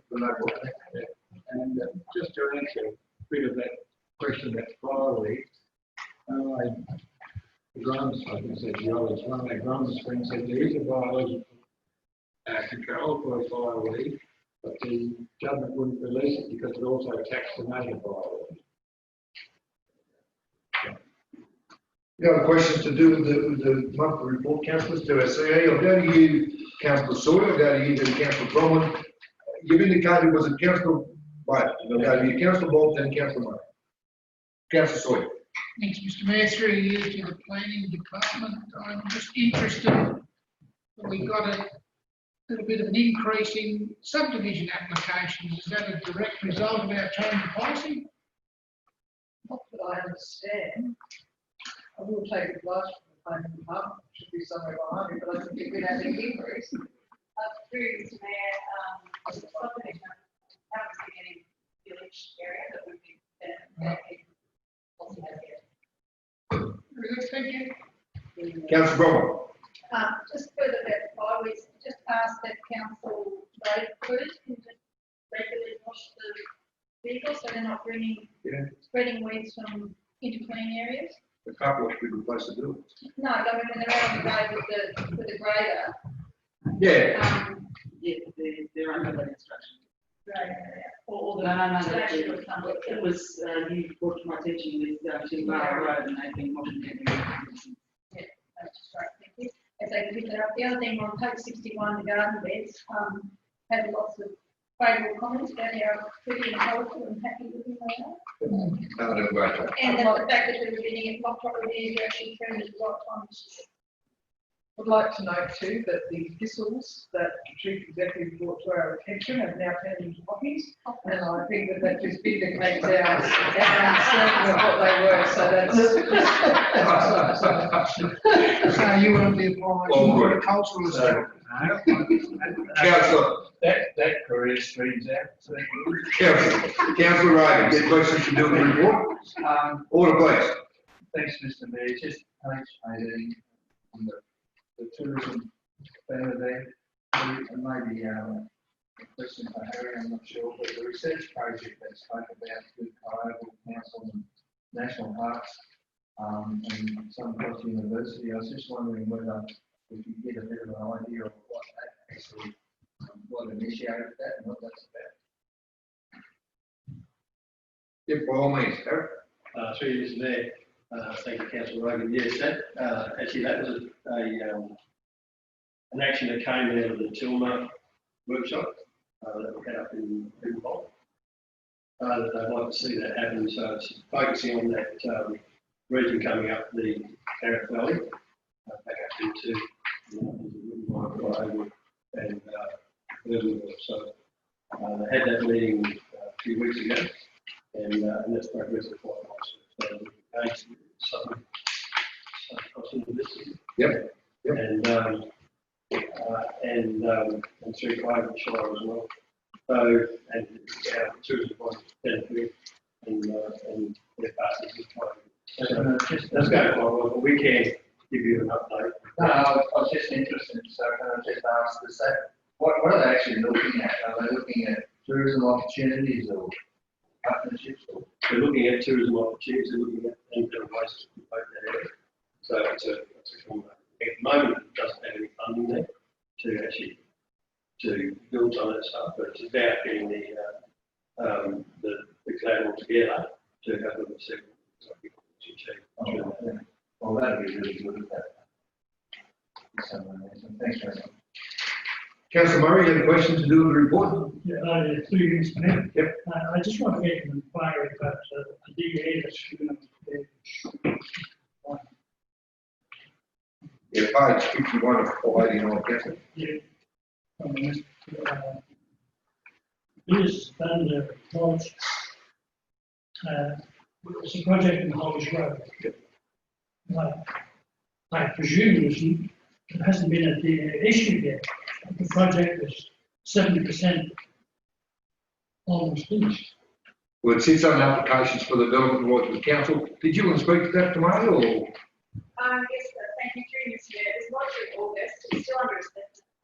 Yep. Based on the number of projections we received, if the applicant chooses to continue with their application, it will come to council for a time. Probably not, we're still waiting for RFS, we're really only probably halfway. If the applicant wants to proceed, then probably in November. Well, I mean, it's causing some doubt, I suppose, in the local residents. The project's almost complete. It seems very bold to go ahead and spend another money. And this is an incorporated caravan. From a camping ground. Students may know that the application, whilst it's titled campground, the proposal is for what's referred to as bubble tent.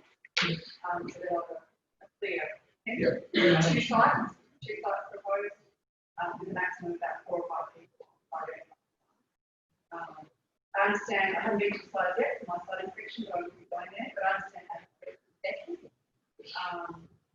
that, as maybe, I'll look at that one. It's just decking on the ground, so as to whether or not that needed approval. It's certainly completed already operation.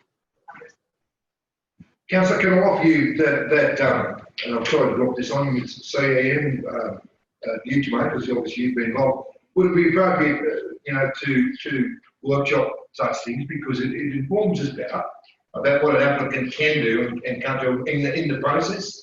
Would that be appropriate, Mr. Seeley? If we could bring it to a workshop or not? Yeah, through Mr. Mayor, we've actually got a presentation on primitive camping. We can do another presentation at the next workshop. That wouldn't be an issue at all. And I've forgotten 3/4 of the stuff that was in it too, so it would be good if I could get a bit of a reminder. Because myself too, and Councillor Murray and I have had the conversation today.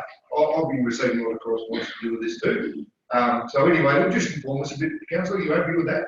Yes, I'm very happy. Yeah. So just to be clear, that we will workshop the requirements for. Yes. Not, Council will abstain from. not this. Consideration of. And that was always there, Colin? No, I'm just. Yep. Until such time as the. Requirements to council for consideration. Okay. Any other questions this evening to do with the monthly report? Okay, councillors, all happy to receive a note? Favour? Against? Carried. Councillors, move on to page 82 on your hard copy. Item GOV 64/20, delegation to 10th executive leave period. Moving to second. Councillor Sawyer, thank you. Second, Councillor Murray. Sorry, councillor Sawyer moved, second, councillor Mark. Mr. CE, did you wish to ask for some holidays?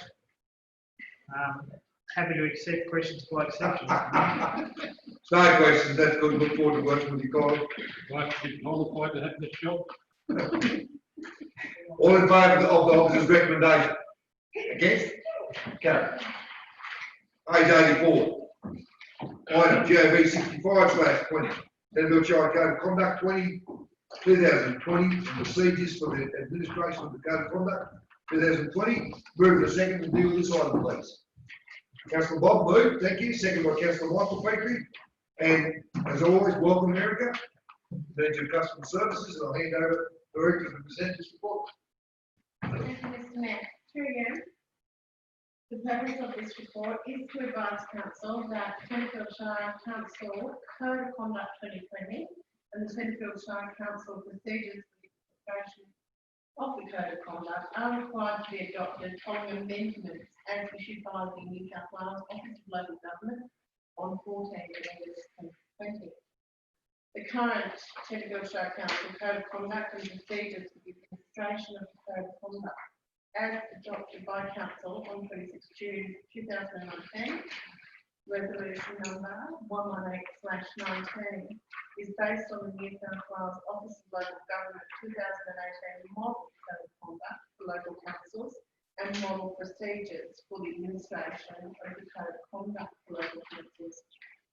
The Office of Local Government has amended the model code and procedures in July and August 2020. Minor amendments have been made to the model code, mainly in relation to gifts and benefits, in response to feedback from some councils.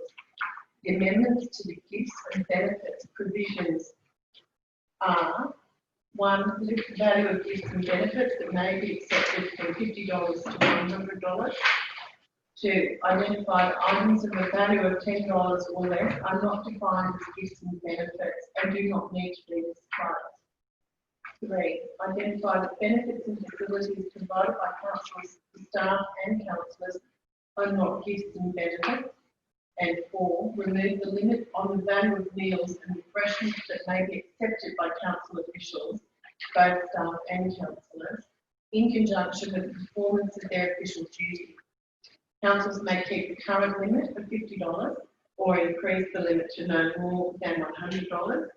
And for the purpose of amending the Code of Conduct, we have inserted $100, which council may choose to keep or may choose to revert back to $50 in discussion. Other amendments to the model code are to: 1, remove as a breach failure to comply with the council resolution requiring action in relation to a Code of Conduct breach, because that's basically redundant with the other changes. 2, update the language to use, the language used to describe the various heads of discrimination in clause 3.6 to reflect more contemporary standards, and that is at page 6. And 3, include in the definition of council committee and council committee members of the audit, risk and improvement committees, in anticipation of the commencement of the requirement for all councils to appoint an ARIC following the next local government election.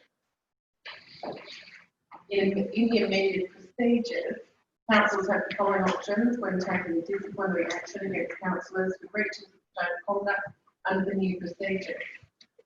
1, that a councillor may be formally censured for a breach under section 440G of the Local Government Act 1993, or 2, that a councillor may be formally censured for a breach under section 440G and the matter be referred to the Office of Local Government for further disciplinary action under the misconduct provisions of the Act. The Model Code of Conduct for Procedure Amendment take effect from 14 August 2020. This is because the amendments to the procedures largely reflect existing practice following the Supreme Court's decision in regard to a matter of Cornish versus the Secretary of the Department of Planning, Industry and Environment. The amendment to the Model Code and because the amendments to the Model Code of Conduct themselves are minor in nature. Any questions? Any questions to Erica to read the report, Councillor? Go to you, Councillor Sawyer, then you, Councillor Bob. Councillor Sawyer. Thanks, Mr Mayor, through you to Erica. I see that it's retrospective to the 14th of August. What happens if there's a breach of the code of conduct before the 14th of August? But not yet complete. Sorry? If there was a breach of the code of conduct of the inquiry and investigation, it's not yet complete, what happens? So at the moment, I wouldn't be able to comment on that sort of situation. In general terms, though, where the court case has actually made a ruling, so, and it is a legal grey area, if there were any specific situations, it would then be tested against the date of the ruling from the Supreme Court. Thank you. Thank you, Erica. Councillor Bob, you indicated? Thanks, Mr Mayor. Through you. This is just, I guess, indeed, page 28, Erica, where it talks about the final investigation report. If you go down to paragraph 7.36, which is basically already out, where the investigator determines that the conduct investigated constitutes a breach. And then it talks about they may make one or more of the following recommendations, and all those items in red. Just back to front, don't belong under that paragraph. And the same with 7.37, the next one down, where the does not constitute a breach. I just think that needs to be looked at in detail, and I think something in the typing or whatever, it's not aligned properly. And I think it's a fairly important document. You want me to show you what I mean? So with respect, Councillor, what we can do is have a look at that separately. I actually did take these amendments from the Office of Government documents. So the copy that I've got here in the attachment is page 28 and it's 7.36. So in the red text, that's been transferred directly and it's actually removed portion of the original section. This in the front, it's not, you know, one doesn't pertain to the other, so it's out of sync. And I just thought if that's the way the official document's going to look, it's sort of a bit better. Councillor, can I approach Mr. Councillor, as you do, just for everyone's benefit, could you just repeat what you pointed out? I apologise. Sorry. So on page 28 of attachment number 3. On the final list. Yes. Under the heading of final investigation. Yes, and we're dealing with 7.36. Yeah. 7.36, where the investigator determines the conduct constitutes a breach. Yeah. May make one or more of the following recommendations, which I will assume should be these. Yes. But if you read, they're not recommendations.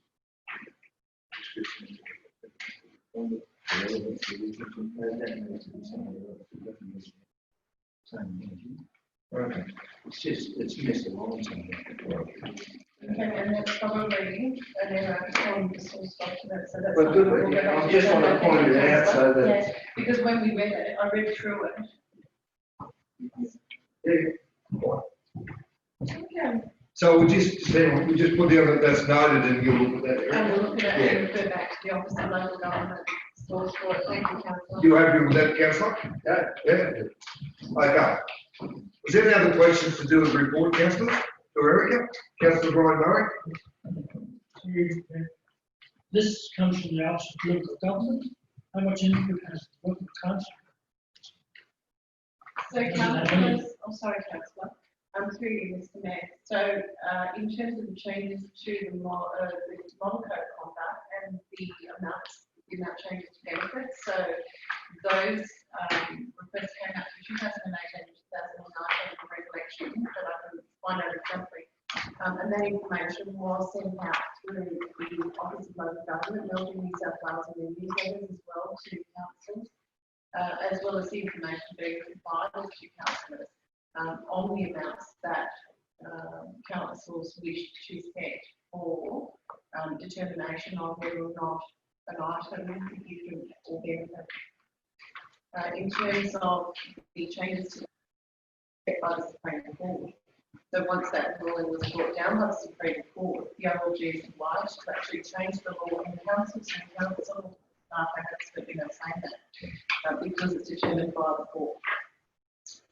And it is, as the heading says, it is an office of government. So it's an office of local government. So in this office, they deal with local government. We walk on water, I think, something. I think that. Shouldn't say that. Anyway, any other questions to do with the report? Other questions? All happy to adopt? Against? Carried. Thank you, Erica. Move on to page 88, councillors. Item GOB 66/20, Brown Land Plans of Management. Move to second here, please. Councillor Sawyer, thank you. Seconded by Councillor Michael Pickering, thank you. And I'll hand over to Kyrie. Was it? 88 hard copy clock. Oh, wait. I apologise. That's all right. Come forth. I'm back.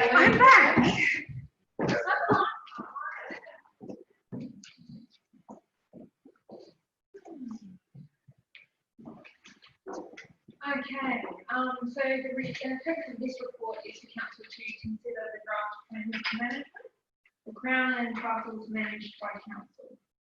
So in accordance with the Crown Land Management Act 2016, council is required to generate plans of management for community land managed by council, which is Crown Land.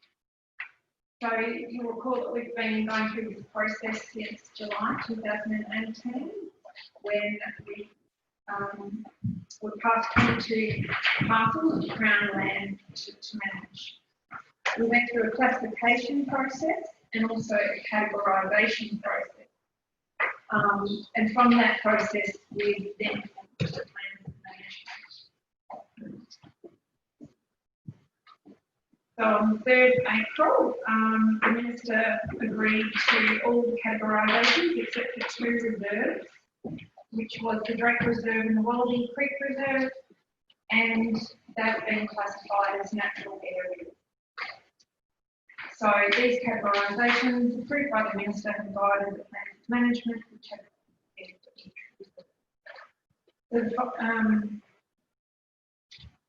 so there are 4 plans of management attached in booklet 3 for council consideration.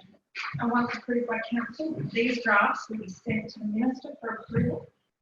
The public exhibition and, if necessary, public hearing requirements are to be undertaken by council after the draft plan of management has been submitted to the suburb department ministry, but prior to the adoption.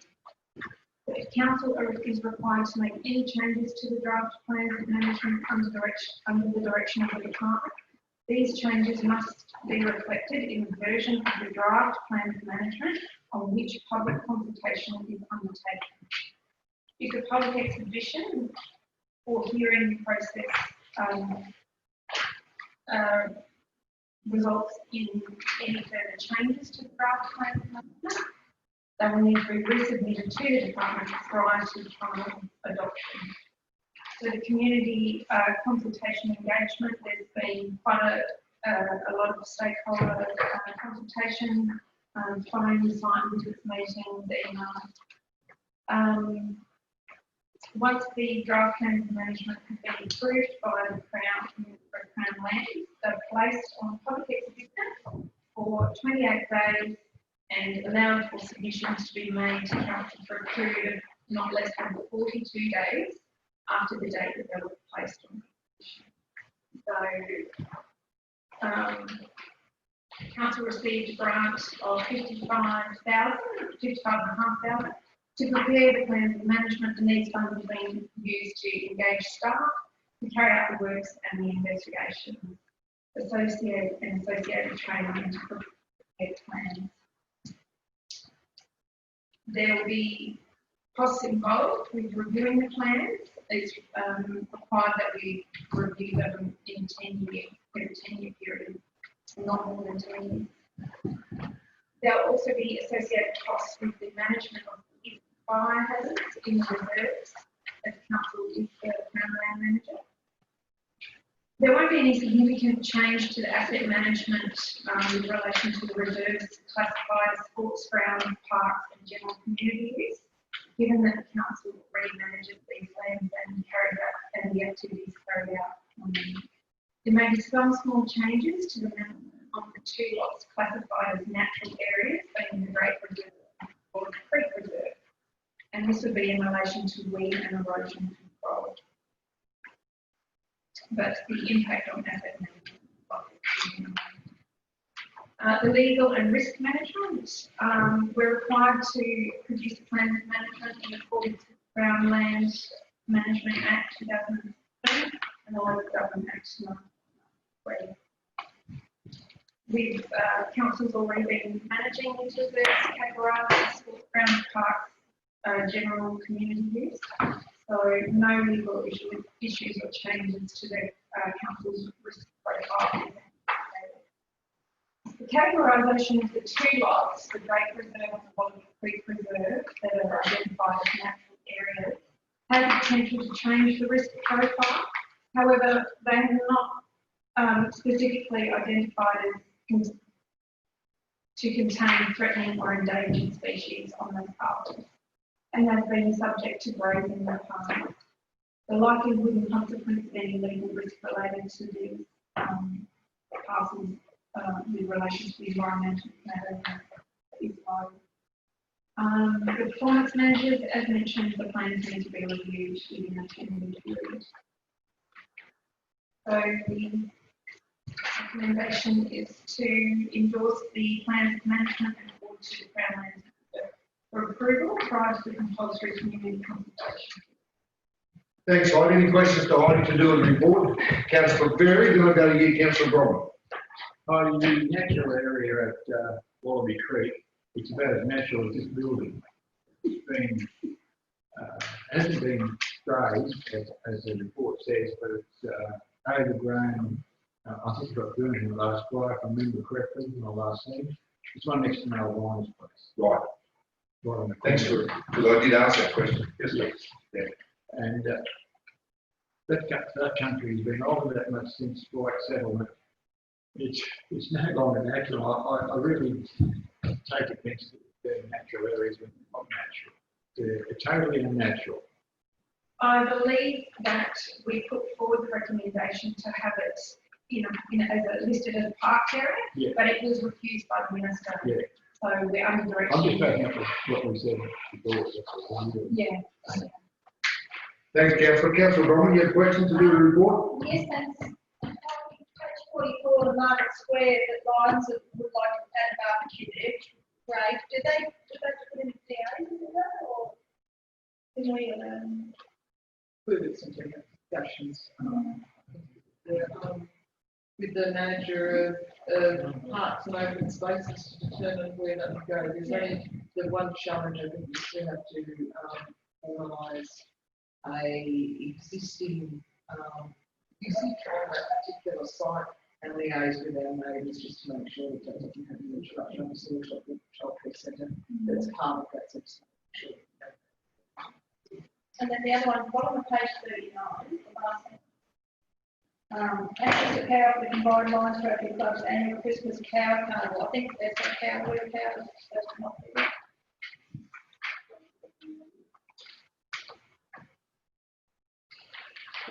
Sorry, that's page 2, 39. Second last one. Delete cows.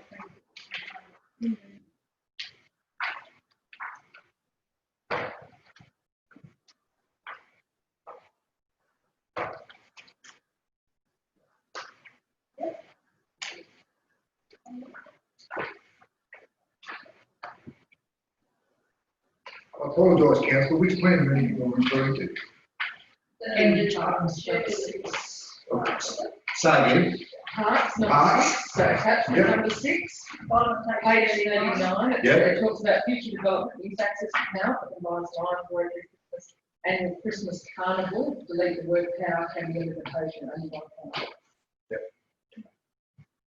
Thanks, Councillor. Any more questions to our staff, councillors, to do with the report? No? The officer's recommendations there, Councillor, all happy to endorse? David? Yes, carried. That's all. Councillors, we move on to page 92 in your hard copies. Item GA 67/24. I've moved to second all of you, councillors. Just from page 92 in your hard copy. I'll move, Mr Mayor, that we include 92 to 103, please. Thank you, councillor. Can I have a second of that, please? Councillor Rogan, I'll take you as a second. Councillor, I do offer you the opportunity to, if you did wish to pull out whatever reports you want to talk to, accept them, please. If you're happy, we'll just endorse the officer's recommendation for lot. Any questions? No? Sorry, councillor. Attachment book for Well, sorry, councillor. Attachment booklet 5, yeah? Yeah, I'll just bear with us, just need to tell you. So, councillor, sorry, you've moved that way. Councillor Rogan, you've seconded. We're all in favour. Yeah, okay, good. Councillor River, go to you now. Which one? attachment booklet 5, attachment number 21, and attachment number 26. Why the two separate things, why couldn't we amalgamate those two policies? Sewage, on-site sewage management, treatment, sewage septic connection. So we're approving these policies. So the last two dot points were, excuse me, aerated wastewater treatment system, yes? On-site sewage, it's on the front cover, Mr. Mayor. Yeah, but I'm going off the business paper. So, Yeah. so the aerated waste treatment systems and on-site sewage management policy. No, sewage and septic tank connections policy and on-site sewage management policy, 21 and 26. Apologise, thank you. So what was your comment, councillor? What are you? Why we could amalgamate those two? Are they totally different things? Yes. Through Mr Mayor, the second policy is where the septic tanks connect into council's articulated sewer system. The first one relates to purely on-site sewage management in rural locations. I just thought that could be amalgamated. The separation is purely the fact that the septic tanks connect into our separate requirements. It's a fairly short policy that requirements. They're fairly rare and comes that does happen, but like that policy Thank you, Mike. Councillors, any more questions to do with the items we're dealing with? No? Okay, the officer's recommendations there. All happy to adopt. In favour? Against? Carried. Thank you. Page 104. Item GOB 73/20, 2019-20 financial statements to be deferred for audit. Referred, I apologise, for audit. So move in a second here, please. Councillor Murray, I thank you. Second by Councillor Bromwich, I thank you. As always, a welcome into finance and technology minister. I like the price there. And through you, Mr. Mayor. Order. Yes, so the purpose of this report is to comply with statutory requirements in relation to the general purpose financial statements and special purpose financial statements for the year ended 30th of June 2020. The financial statements refer to Council Auditor, with evaluation from the Mayor, the Councillor, the Chief Executive, and the responsible accounting officer. So the recommendations are there. The Council, in relation to the financial statements and according to section 4132C of the Local Government Act, resolve that in reviewing the general purpose financial statements and the special purpose financial statements for the year ended 30th of June 2020, and the special schedules are properly drawn up in accordance with the provisions of the Local Government Act and the regulations thereunder, and the financial statements be approved and signed by the Mayor, the Deputy Mayor, the Chief Executive, and the responsible accounting officer. 2, financial statements we refer to Council's auditor for audit. And 3, the audit of the financial statements in accordance with the Office of Local Government by the 31st of October 2020 deadline, if possible, noting that in fact the actual deadline has been extended to the 30th of November this year because of COVID. So the Office of Local Government, normally the statements have to be Office of Local Government by the 30th of October each year.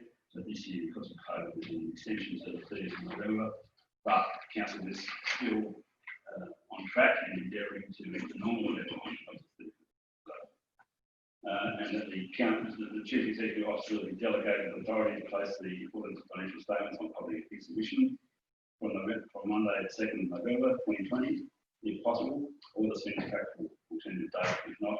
And that notice be given that council will present its audited financial statements at the ordinary council meeting to be held on the 25th of November 2020, if possible, or the soonest practical alternative date that we should be, if not.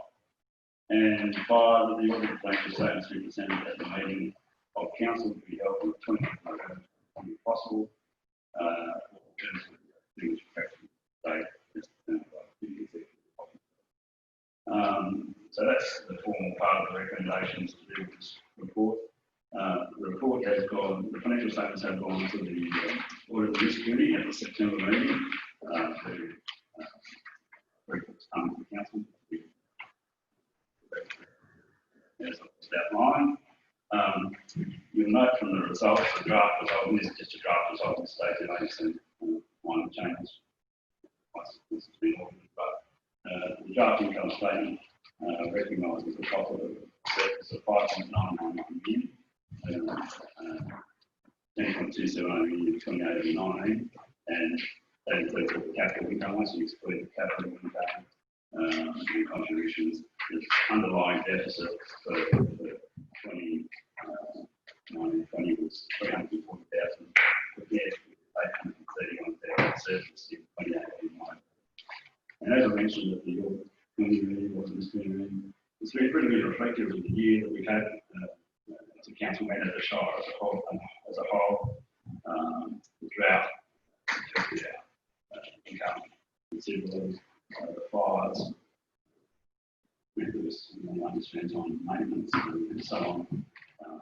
Sales and income sales increased too. It affected a whole range of council activities, and that's reflected in these statements.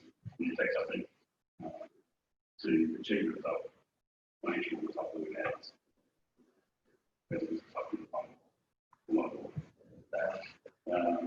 So, as I mentioned, it's a preliminary result at this stage, subject to audit. It doesn't specific funds. The sewer fund made a vast surplus of 771,000, with 139,000, and the water fund made a vast deficit of 329,000.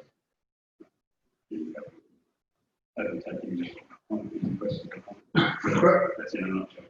Questions to do with the report to Paul? No questions? Report to the councillors? All happy to receive the note. Favour? Against? Carried. Thank you. Move on to page 109, councillors. It's item GAB 74/20 finance accounts, period ending 31st August 2020. Move to the second here, please. Councillor Michael, thank you. Second by Councillor Berry, and I thank you. And once again, on your note before. Thanks, Mr. Mayor. It's really again. This report shows that the cash balance as at 31st August 2020 is 313,000 in the trust account. Investments are as per the schedule, 7.373 million. And for the month of August, there were no concessions from council concealed or concession policy. I'll just once again take a moment to just briefly speak about our rates and charges. I think I mentioned at the last meeting that sale of properties for unpaid rates, we had received 3 lots of full payment in full. We've now received 4 lots of payment in full for that, which is fantastic. Today we've got early intervention people who've got to start to go out, try to knock on doors and speak to some of the people who identified as owing over $1,000 in basic charges. And already as a result of the exercise of pre-planning that gone out, we've seen some great success in terms of a number of people and some others entering into payment arrangements. I think 50 or 60 payment arrangements. That's what I'm about. They're fantastic. So that's really good. I need to know, Mr. Dell, that I won't be home today, so I'll leave the call.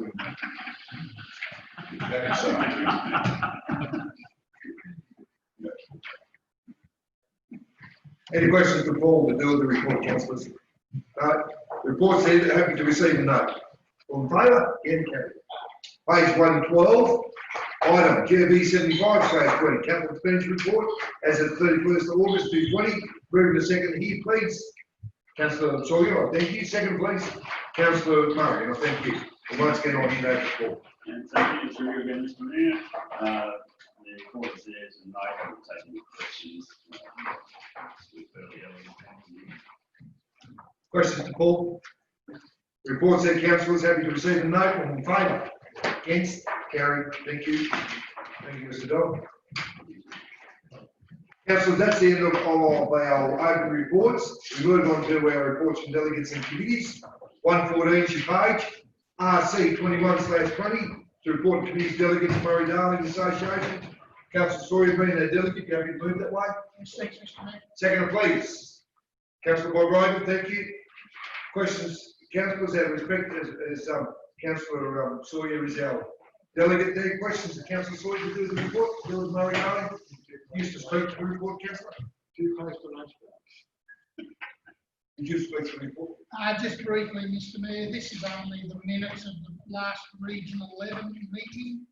We're due to have another regional meeting in November in Bingra, backing off the rock, from memory. Councillor Bronwyn, Petrie and I gave up 2.5 days of our lives, never came back. Doing a virtual conference at AGM last week. It was interesting. It was a giant exercise that was fraught with danger, but they did wing it and got it there. There was a few minor issues, but everything will be uploaded to the Murray-Darling Association as opposed to the Murray-Darling Basin Authority. And that subject was raised during the conference that we're seeking to add local government into the name of the organisation, which has to go through at the next AGM. It's starting the discussion. I think that was clearly Councillor Petrie. That was it can't under the Constitution. It's got to have a process, so it was raised. But yeah, it was worthwhile. But my geez, it was bloody hard at the end of the day. The other eyeballs were bleeding and whatever. Well done and well run by the MDA. Thank you. Thank you, Councillor. And I thank both our councillors for giving their time to attend that through the Zoom process. And Councillor Sawyer on spending time as a delegate, it's been appreciated. Any questions, councillors? Councillor Murray, then I'll go to you. Councillor Murray, then I'll go to you, Councillor Peters. Councillor Murray. Through you, Mr. Mayor. How much money does the Murray-Darling give to the Murray-Darling Association? Murray-Darling investment? You have to take that under notice, Councillor. I don't know the specific. This is the council. Yeah. They're separate, like Murray-Darling Basin Association Authority is different to this Murray-Darling. Yeah, this is, we pay membership to be on this, council. Yeah, but how much money on top of that? Authority give to. None. Yeah, sorry, none. Yeah. They don't like they're not a local government organisation. They don't fund us. No. But what I found really interesting that I didn't know about was that this association actually owns water. The local government association owns and trades water. Okay. So to me, that's a conflict. 200,000. There you go. Finish, councillors, that's a question? Thank you. Yep. Thank you. Councillor Peters, you have a question? Yeah, thank you, Mr. Mayor. I'm just wondering if it's an observation, I don't know whether Councillor Sawyer can answer or not, but according to recent reports, there's billions of litres of water missing from the Murray-Darling. Now, where the hell would that go? Unfortunately, these stupid bastards don't realise there's been a drought for about the last 4 or 5 years and the rivers aren't running. That's where the water's gone, it hasn't rained. I think you should speak to JC. You've answered your own question, councillor. Thank you, Mr. Mayor. I think he has. Yes. Okay. I can't answer the question. Any other questions to do with the report, councillors? No? Report's there. Happy to receive a note or favour? Against, carried. Thank you. Page 121, item RC 22/20. to the reports of committees and delegates or risk committee. Councillor Forbes, are you still online? No? I've got off in the movies, but anyway, being in attendance, I'm happy to move, be the first mover of this report. Can I have a second, please? Councillor Berry, thank you. Any questions to do with the Audit and Risk Committee? No? Good. Report's there, happy to receive the note. Over, against, carried. Councillor, we come to our notices of motion. We're on page 125. Item NM7/20. Notice of motion, Tenterfield Town Dam for recreational activities. Councillor Bob Rogan, you being the author, you happy to move that way? Yes. Second, please. Councillor Sawyer, thank you.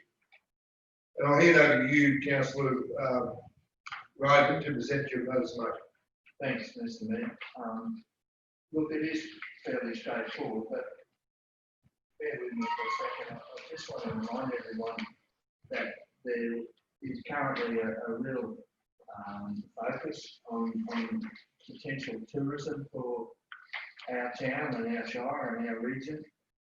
The importance of tourism, I think, can't be understated. Everyone really understands that the other economic drivers in the shire are what they are, and they're basically set. Tourism has got huge potential for expansion. And if we get tourists here, I mean, obviously that's the game. Having a good range of not only activities, but outlooks, things for them to do, will simply serve to spread the word and bring more tourists. But it's not just tourists, it's also a development like this, or building a plan so that we can have a development later like this, is good for the well-being of the locals as well. So it's just not about tourism. So the idea is to ask council to look at the area around the town dam with a view to establishing some sort of master plan or concept to making precinct for recreational activities. Now, things have been mentioned in the past. I know Councillor Bromlin and others, CE, for instance, I've heard him mention a boardwalk around the dam. Once the new treatment plant is up and running, I assume that we would get a tick in the box on the health department regards recreational, limited recreational activities there, because of human activity, it would be, the water would be treated to a certain level. So there's already the bones of good precinct there. The stuff on the right-hand side of Scrog Road as you go out before you get to the dam wall could easily be turned into a car park as that big pile of dirt is slowly used up. And we've got all the four alternate corners. It's not just the dam, it's the whole thing. The toilets, revamp that picnic area, Potterview and Park.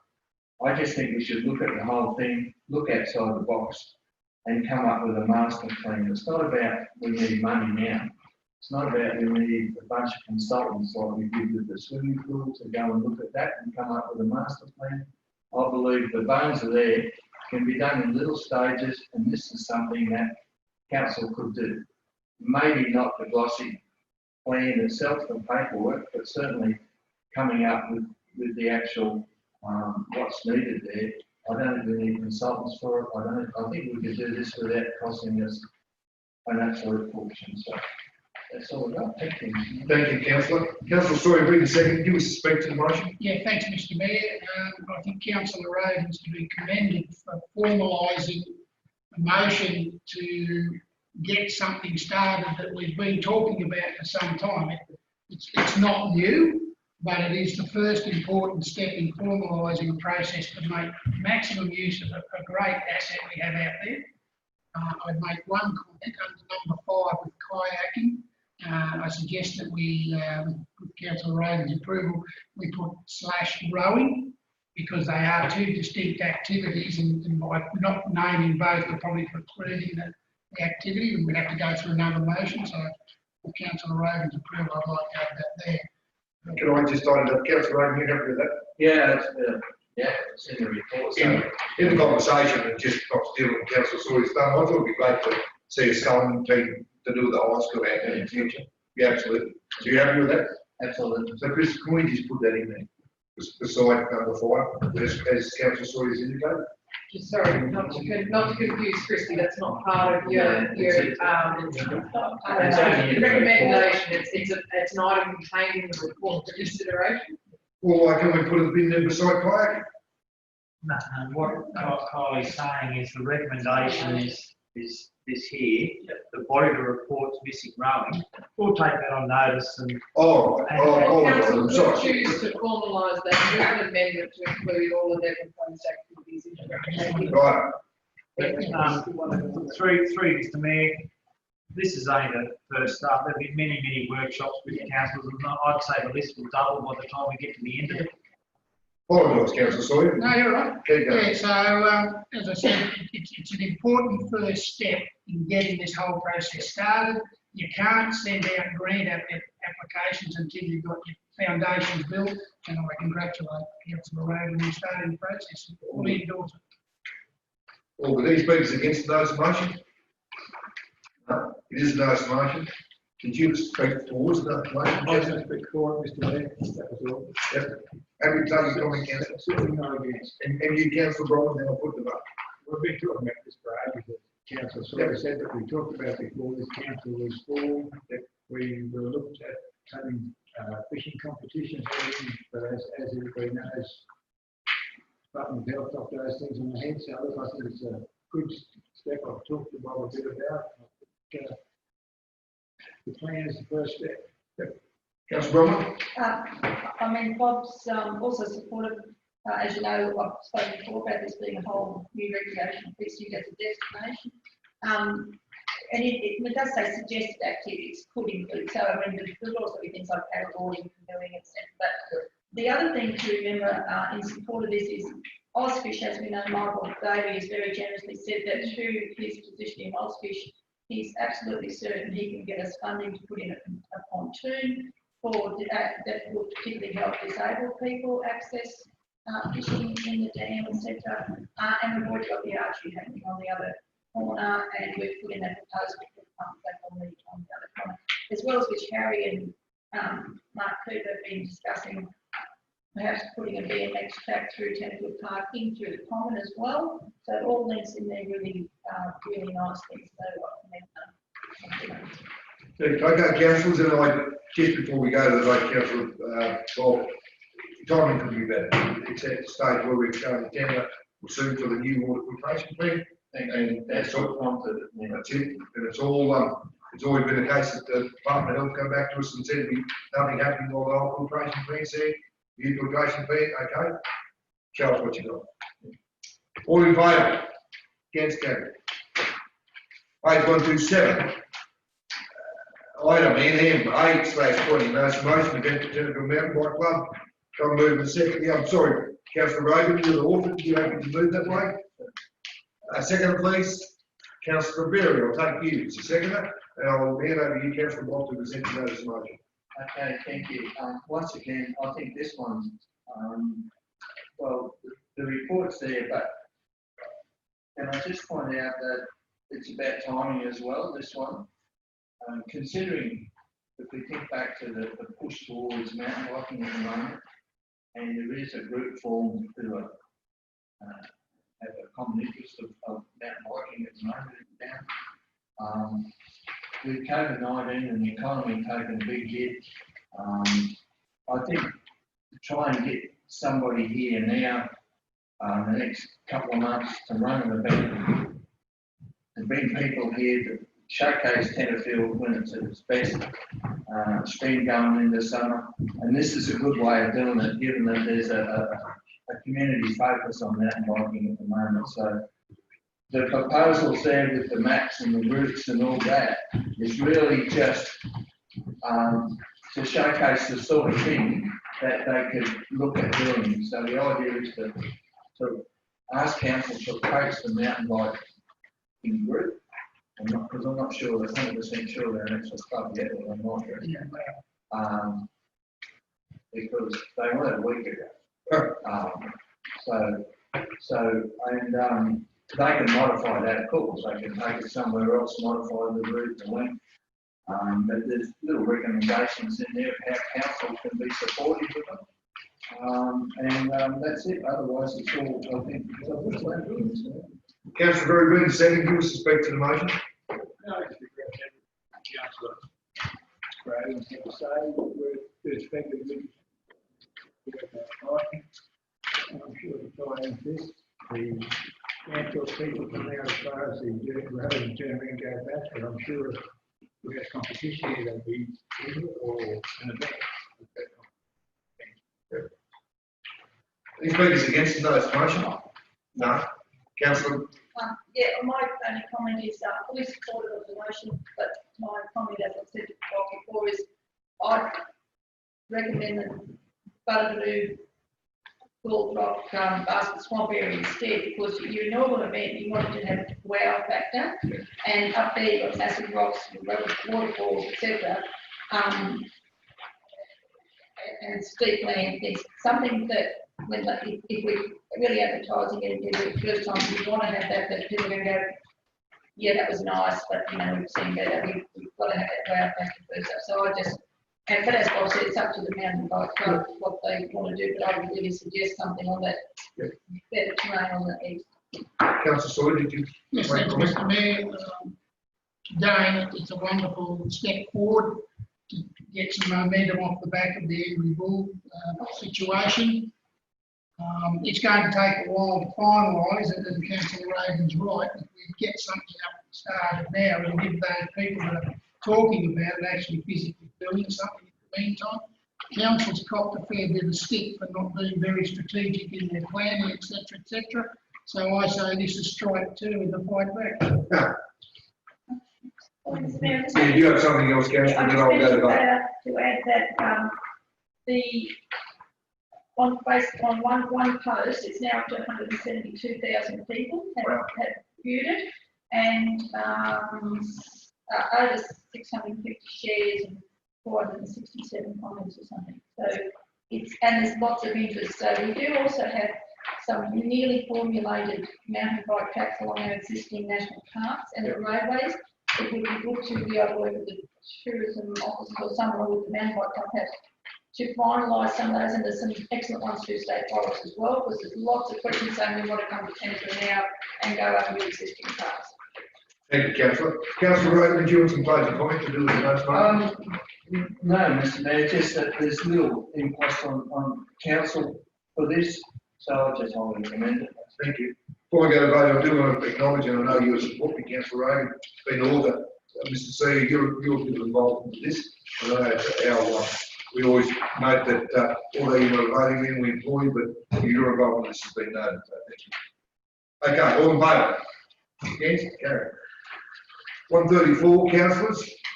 It's item RES 8/20, council resolution reference to September 2020.